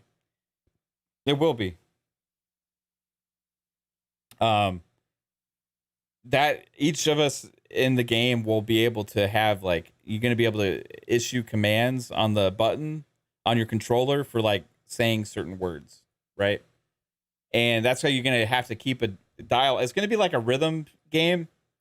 So you're going to have certain words and phrases that are commonly used throughout the Xbox community, and you're going to map it to certain buttons on your controller, and you'll end up having a conversation. Like, you could be like, King David, you hit A button, he's like, hold the line, you know, and then you hit like X, and like for Gaz speaking, he's like, but sauce, you know, and then you have like Colt Eastwood, like, be nice, you hit the Y button and you say be nice or whatever, and it's like you keep doing that and you create like conversation. That's how the game goes, but you got to do it in line with the rhythm with the buttons.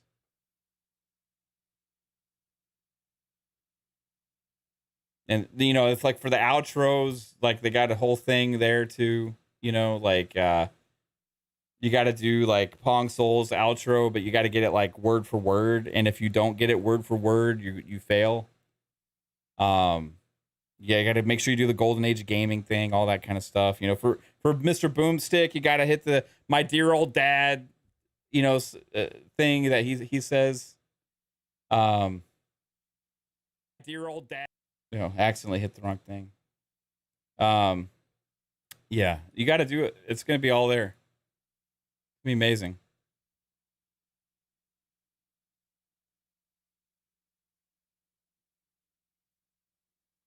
I can't really wait to play it, you know.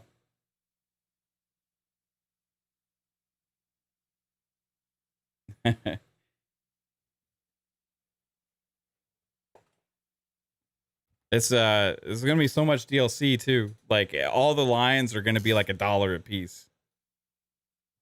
You know, so if you want to, if somebody says something new in the community, they're gonna release it as DLC. Yeah, Reckless says dealer's quote better be the world's most powerful console Xbox Series X full RDNA 2 features. Yeah, they'll have a whole RDNA 2 segment just for RDX. They'll just limit the amount of content that RDX talks about to RDNA 2.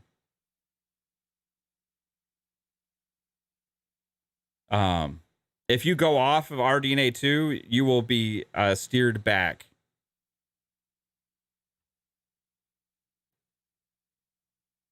In that direction by the conversation of the game.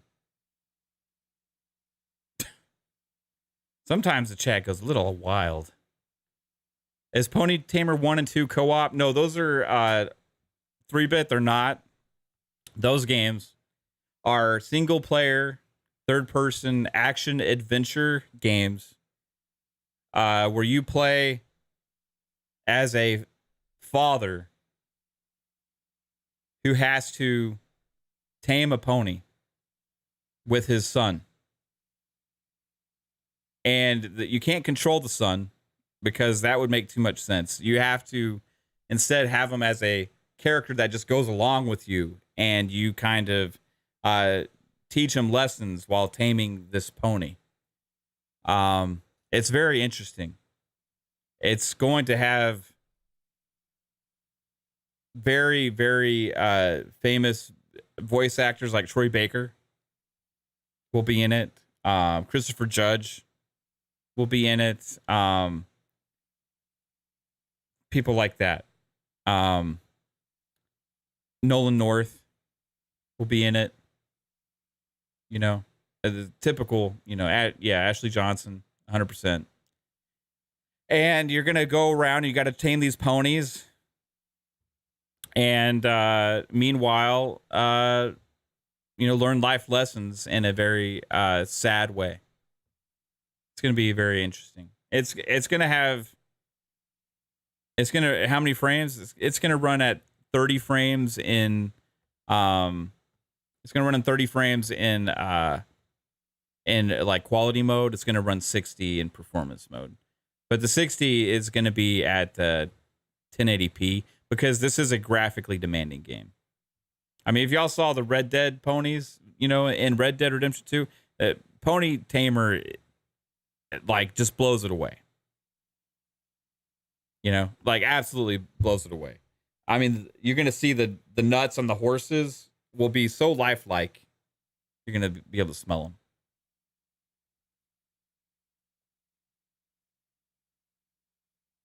It's going to be interesting. I can't wait for the games to come out.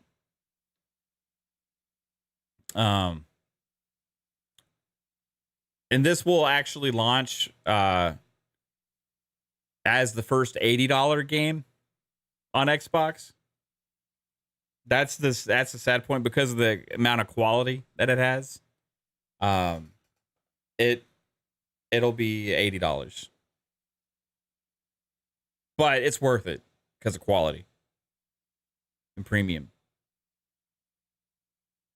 Yeah, we'll see. You know, we'll see how it goes. I mean, they have a lot of faith in it. Pony Tamer 2 has already been announced. Will be announced at the show as well. So we're gonna all expect it. Both games within the next year.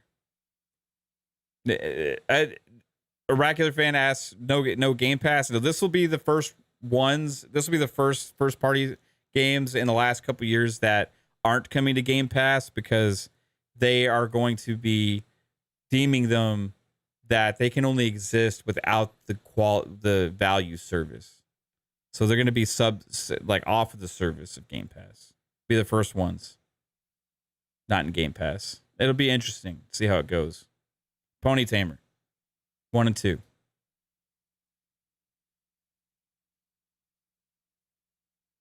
Yeah. There is a factions multiplayer mode coming for it. They've announced but it's going to come out later. Yeah, it'll come out probably no more than 6 months after Pony Tamer 2.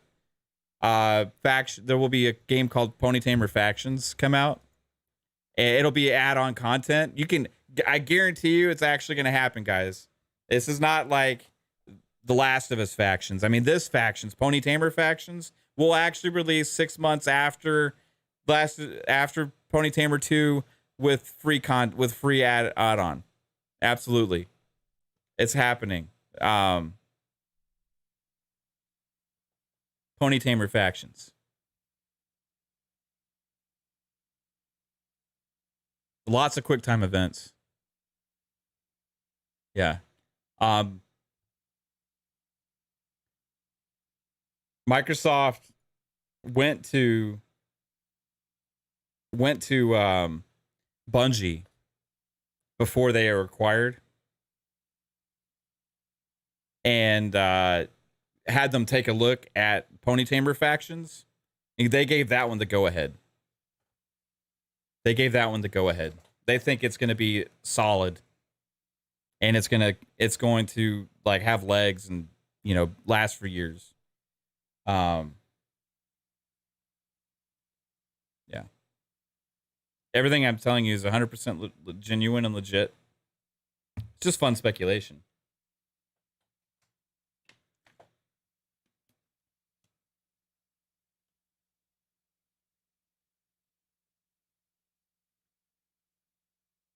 Will there be cutscenes of you taming your pony? Depends on what you mean by your pony.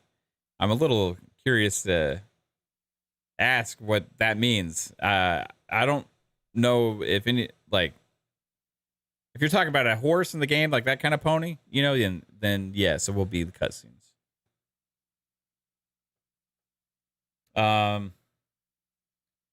But yeah, this will be exclusive again, because exclusives do matter. And they matter to gamers, despite what some out there say.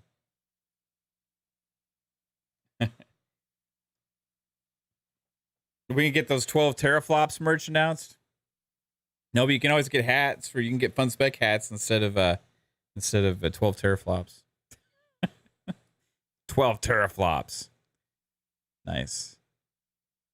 I'm not a big tech guy. I gotta say, like, I don't care about the RDNA shit or all that stuff. Like, I don't care about the ray tracing and all the tag words and the exciting things that people talk about with tech. I just want to see the fucking game look good, and I don't care what taglines they use to make it. If the game looks great, that's awesome. The too much, like, times we see a lot of, like, marketing from these companies about the next evolution of technology.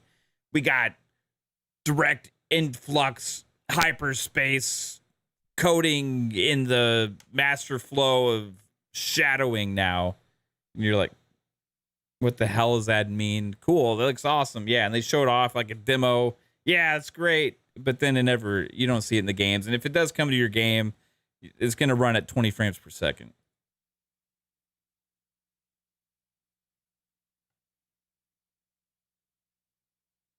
This tech stuff doesn't excite me. I just want to see the fucking games look great. And like Forza Horizon 5 didn't have ray tracing, but the reflections are gorgeous. You know what I mean? Like, it doesn't matter what they use. Like, I just want it to look good.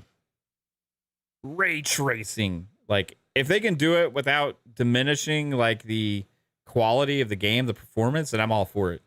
But like, the second they put all that shit in the game and it like runs like ass, it's not worth it.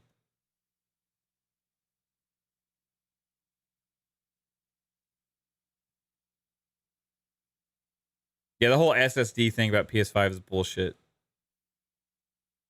We're showing the power of the PS5 with Spider-Man 2, not visually, not in anything other than the fact that you can slightly fly faster through the fucking world. What a game-changing moment.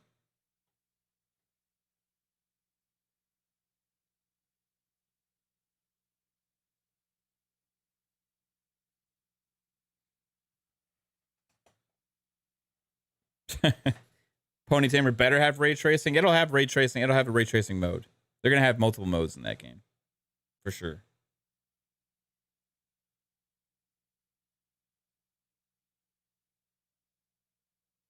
Don't break character.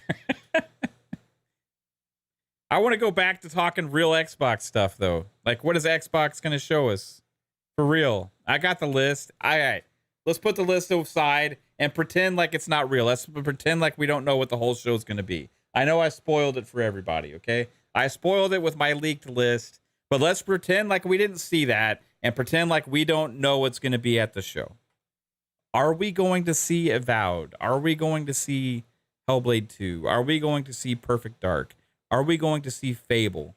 What is the number one game that you guys want to see at the showcase? Is it a new game reveal? And if it is, what studio? Eastside Vandal says, I want to see In Exile's game. I want to see In Exile's game too. I want to see Compulsion's game.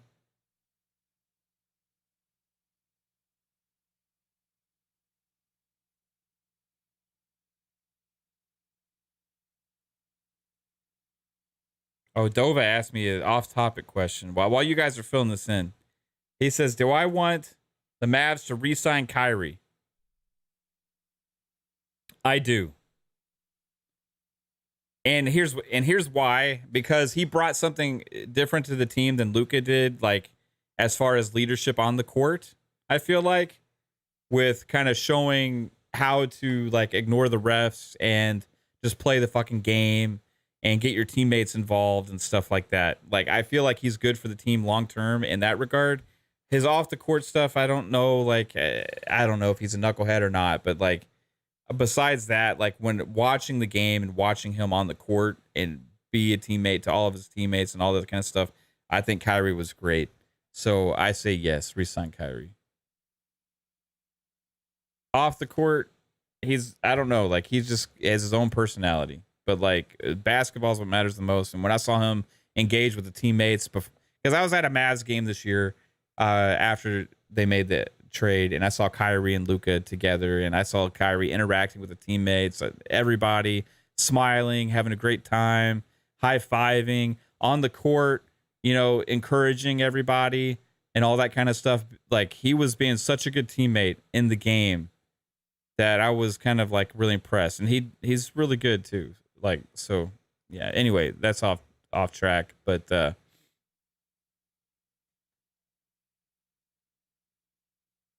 let's see. You want to see In Exile's game to be top down? Yeah, that'd be cool. Wasteland 3 is great. Micah wants to see Avowed. Dova wants to see Perfect Dark. BZ McNasty wants to see that Midnight game and Project Midnight. Alvin wants to see Perfect Dark.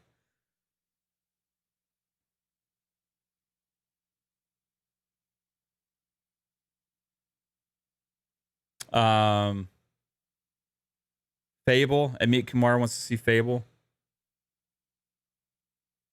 I'm torn between Perfect Dark and Fable, honestly. Like, in my top two that I want to see. Like, part of me, I really want Perfect Dark to become something special. So part of me really wants to see Perfect Dark, right? It's almost like I kind of have more expectance on what Fable is probably going to be. So, like, Perfect Dark, I'm more curious about. 3-Bit says I want to see an Xbox game. 3-Bit, what's going to be at the show? We got you guys want to know who the real insider is? That guy has a wrench right there. His name's 3-Bit. He probably knows shit that's going to be at the show, and he won't tell anybody. And he's an asshole. 3-Bit. Well, he won't spoil it. Which is fine. I guess we shouldn't know, right? It makes it more fun. But I still want to know. Stretch says Perfect Dark won't be there. Too much going on at that studio, and Everwild won't be there either. Yeah, very possible. I just know Phil said we're going to get an update on a couple of those games. My guess would be Hellblade 2 and Avowed be the most I guess easy to guess. If you were to put your money on what's coming out next year, those would be two of them. But if they hit a game a quarter, that's 4 games. So do they wait and announce the other 2 later next year, or do they actually talk about all 4? If they actually do a game a quarter, then they have at least 3, depending on where the scheduling goes of launch lineups or release dates. So we don't know anything for 2024 right now.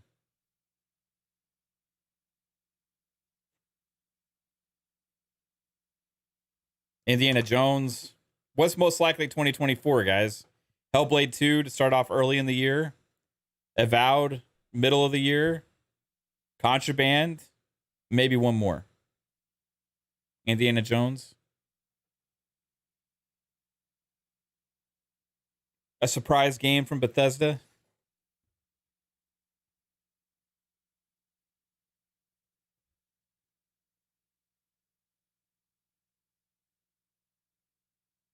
Yeah, Dova says Hellblade 2 and Forza Motorsport are going to be there if I had to bet. Yeah, they already said, Forza already said they're going to be there with their cover cars, which they've already announced now. So we know that Forza Motorsport is going to be there, and then they're also going to be at a different thing, I think, on the 13th, or was it the... Yeah, I think it was the 13th, where they're going to deep dive into the career mode. But the 11th, they'll be there with the cover cars. Jasper, you want to the most wanted thing is to see something from id. What do you think is the chances of that, Jasper? What's up, Jago? How's it going? Still up.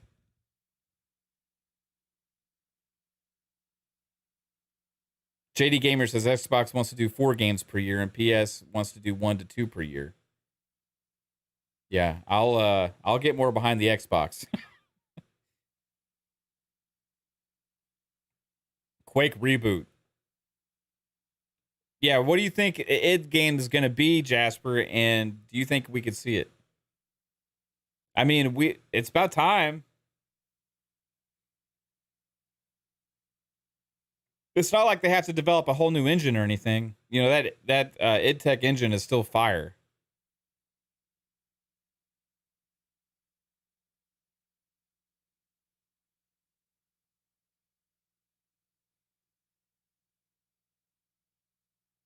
Quake reboot.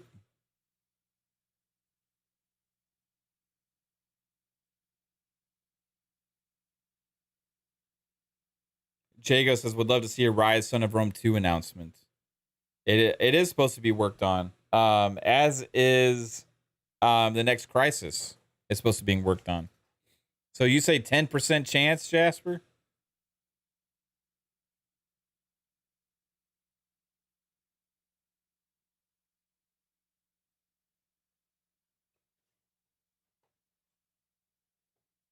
id Software would make a great Marvel or DC game. Huh. That's a thought. You know, id's so known for their first-person shooters or whatever, but like, you know, when Bethesda was doing these deals before, and they did the Indiana Jones deal, right? Let's say Bethesda did more licensing deals with Lucasfilm or something, and what about a Star Wars first-person shooter or something? Like, that'd be crazy. That'd be insane.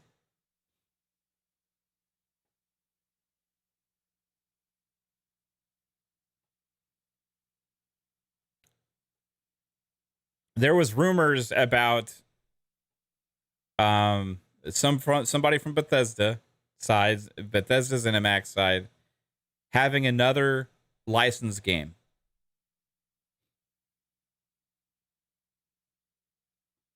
So if that's the case, I am very curious what it could be. There's another code name that's been floating around there called Spy Team on the Bethesda side as well. So that could be something, like, who knows if that's something that could be announced at some point. What's up, Forte? Late night convo. Yeah, I've been live for, I don't even know how long I've been late. Like 4 hours, maybe 3 hours. I had my other stream got crashed somehow, so I restarted about 2 hours ago. I'm about to call it here in a little bit, though, because it's getting late. Jago says, give me a Mandalorian 3 third-person action adventure game. That'd be sick. Yeah, I think we may get something similar from Ubisoft. Ubisoft has their Snowdrop engine, UB Massive Star Wars game that they're working on. So we don't know what that is, but maybe it's Mandalorian focused. That would be sick, though. Jasper wants that id game to be Quake or a new IP. Yeah, you want him to get away from Doom. Calarie says Gotham Imposters remake by id. You know, it'd be cool is if Capcom showed up again, because I think that Capcom's had a little bit of a presence with Xbox the last couple years. They've done they're doing Exoprimal. They did the Monster Hunter Rise thing last year at that announcement. So like we saw Capcom also at PlayStation show with Dragon's Dogma 2. You know, Capcom's on another level with being on a big comeback. What if Capcom and Xbox worked together and they brought back either Lost Planet or Dead Rising at this show? That would be sick. I think a lot of people would be excited if they saw either of those.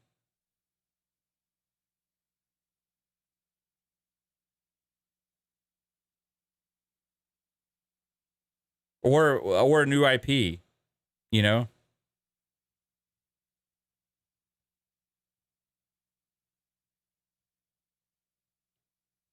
Dead Rising, Lost Planet, 2 franchises that are great. I couldn't imagine what they could do with those games today. Like seeing what Capcom's been able to produce recently, like quality wise, and with their newest engines and everything that they've been using for all these games. Everything that they're producing is just awesome right now. So like if this Capcom today was to make like a Dead Rising or like a Lost Planet, would hit a lot different than the past games, I think, because these games are on another level that Capcom keeps coming out with now. You could also see them doing like a JRPG or something, or another franchise. Maybe they team up with Xbox on something else. That would be interesting to see Capcom really working with Xbox again in some regard with that. It doesn't even need to be exclusive. They could do a deal and they could just do Game Pass Day 1 or something like that, like they did with Exoprimal. Which, I mean, we were already talked, you know, Exoprimal is something they are doing in that regard also. I just would like to see them do something else.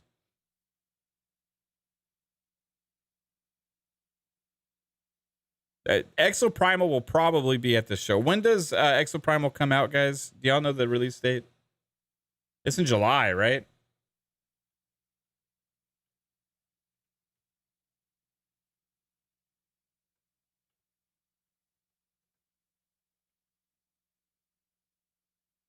It was a very fun beta. So Exoprimal will probably be there. Yeah, I think we could probably count on Exoprimal being at the show. But I would like to see them with something else as well at the showcase.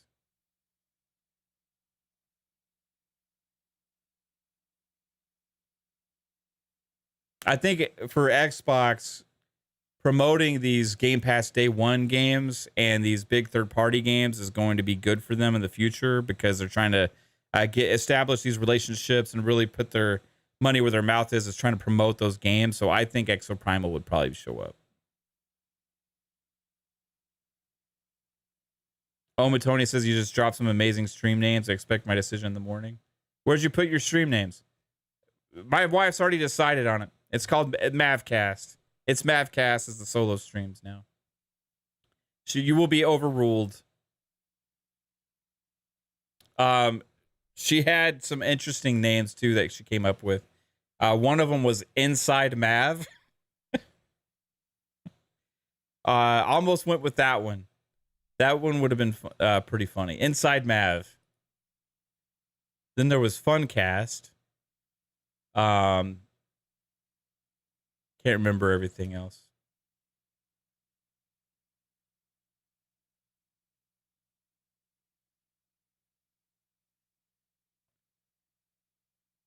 Let's see here. I got to see your suggestions. Mav and Cheese. All right, I'm reading yours, Tony. Mav and Cheese, 7-layer Mav, Mavs on plane, getting somewhere with Mav. What does that mean? Mav on line 1, Mavonomics. This one goes to Ella Mav. Fuck. Mav and 1 Ferns. Mav table for 1. Zero Dark Mav. The Mav Burnett Show. This is so fucking random, bro. The Mav and the Furious, and Ready Player Mav. Okay. I think I might stick with MAVCAST. I appreciate your suggestions, though, Tony. Mav Cheeseburger. Mav's Foam Party. Yeah, I liked Inside Mav because it was fucking hilarious. I almost went with it, but like I just couldn't do it. I just couldn't do it.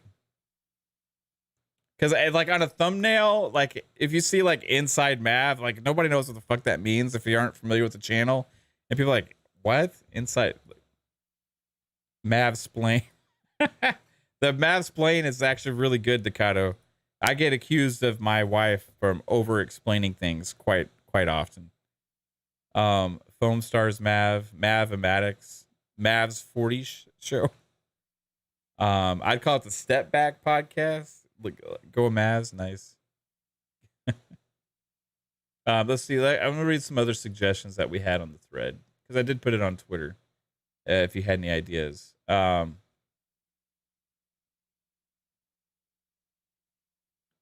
Let's see. There was a Calarie said fun masturbation since you're solo.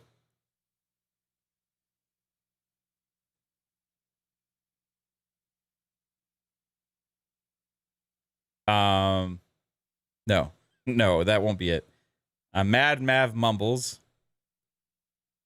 I'm Not Right podcast.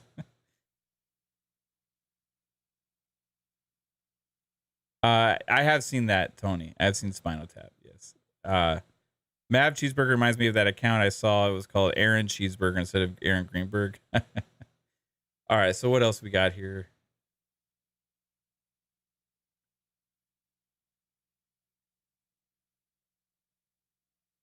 You liked Ready Player Mav? Let's see. There was Going Maverick. I liked that one. That was from Invader. 3-Bit says I like the Maverick show. So because Doc50 early on Twitter said the Maverick show. The thing is, there's somebody that has a show called the Mav Show that goes by Mav. That's in the Xbox community. So don't want to do that. K-Med says me, myself, and Mav. Mav After Dark, Mavinate, Mav 1, Primetime Mav, Mav Unplugged, Mav on 1, The Mav Cave. I like some of those. K-Meg put some thought into it. Mike Mola said fun streamulation. Tom from Toonami said buzzing the tower. Spooky says Maverick does Dallas. And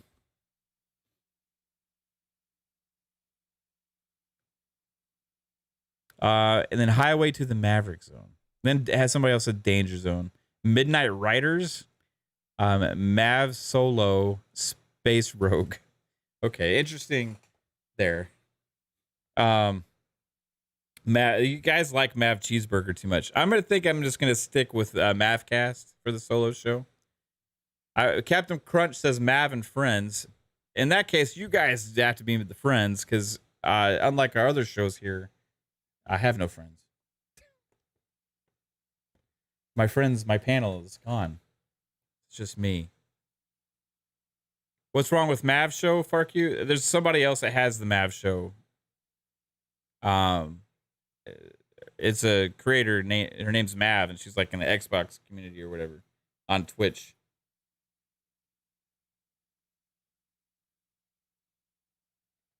The Maverage Show. Maverage.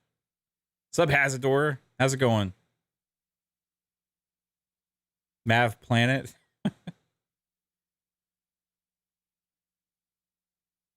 Mav Max. Gather a panel. My guys are just a speed dial away. Now, we've been live for so long now. I'm about to call it. We had a fun discussion tonight talking about Colin's comments and the death of the narrative of PlayStation is the place to play great exclusive games and Xbox has none. That narrative is done. It's over with. Colin Moriarty, the one of the premier PlayStation community members, has killed it for the community today. It is null and void. When they try and take it back, it'll be too late because the needle will have been moved and the Xbox games will have been released. It's over. The narrative is, this is a monumental day, everybody. Rejoice if you're an Xbox fan because they can't take it back now. Exclusives don't matter. March, April, Mav. Poison Maniac likes Mav. Man, you guys are still on fire with the Mav effect. Mav effect's pretty good, actually. Hack the Mav. Only Mavs. Mavelous. Maverage Gamer. Maverage Gamer score. that's kind of true. I only have like 100 and something. 100. I'm in the mid to high hundreds. The last marcher. Yeah. Well, we were holding on to the last day. The last speculation.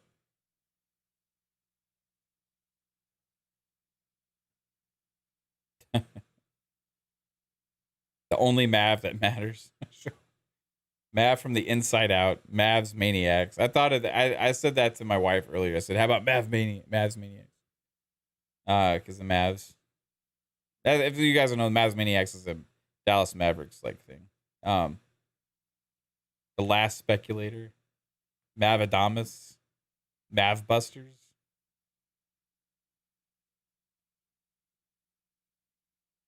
You guys are having too much fun with this.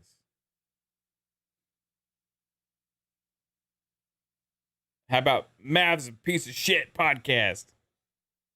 Mav's ISO game. Mav attack, Mav attack. Maving the goalpost. That's great. Maving the goalpost. Here on Maving the goalpost, we move the goalpost just like Colin Moriarty did today.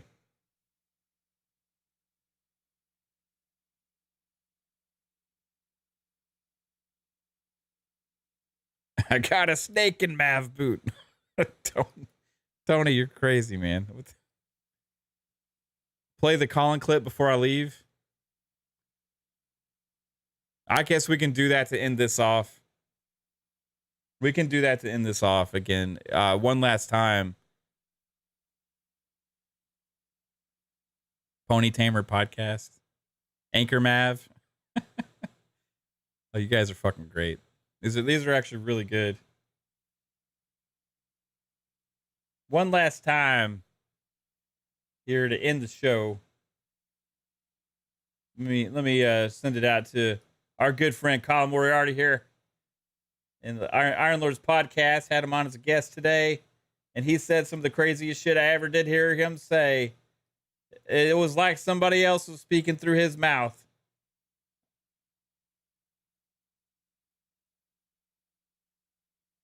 Somebody had some ideas. Let's see. Come on, man. Shit. There you go. Sorry, I got to manipulate this again so we can see him on the big screen. Shout out to Colin Moriarty who said this. Exclusive or not. I don't know why people are so obsessed with this. Who cares if a game's exclusive or not? I don't know why people are so obsessed with this. There were 34 games that are like.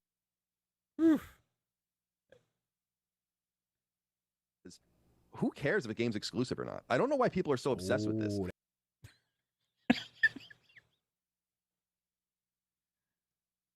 Wow. The day has arrived.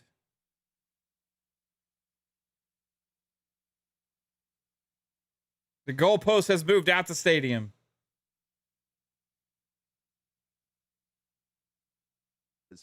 Who cares if a game's exclusive or not? I don't know why people are so obsessed with this. Shout out to Lord Cognito. That was so good. It was so good. Captain Mav podcast. All right, guys. Hey, we had fun tonight. Appreciate you all being here. Again, if you like the content on the channel, hit the like button, share it out, hit the notification bell, all that cool stuff. You greatly help us grow. We will have more shows coming this week. We will have FSP tomorrow night at 10 p.m. Eastern time for Fun Speculation Podcast. Then on Thursday night, PM in the PM, will be a special edition, 7 p.m. Eastern time, everybody. Me and Pong will be live, but we will not just be doing a regular PM in the PM. We are doing a Diablo special stream because that is the launch day for Diablo. So we are going to be playing Diablo 4 on the show, and we're going to have a blast. And so tune in and hang out with us on a special edition of PM in the PM. And then Friday night for this week's Xbox Ultimate Podcast, again at 10 p.m. Eastern time, we are having our Fun Speculation Community Prediction Special, where we'll have people from the community come through and give their predictions for the showcase, as well as we will give our predictions as well from the panel. And we'll have some special guests on that as well, so it'll be a blast on Friday night. And then more streams coming your way, everybody. I appreciate you hanging out. And sorry about the stream crash earlier. Thanks for following over to the second stream. You guys all fucking rock. All the support you show for this channel and me always baffles me and astounds. But you guys are amazing. And we'll see you all again tomorrow night. Hope you have a good one. Peace out.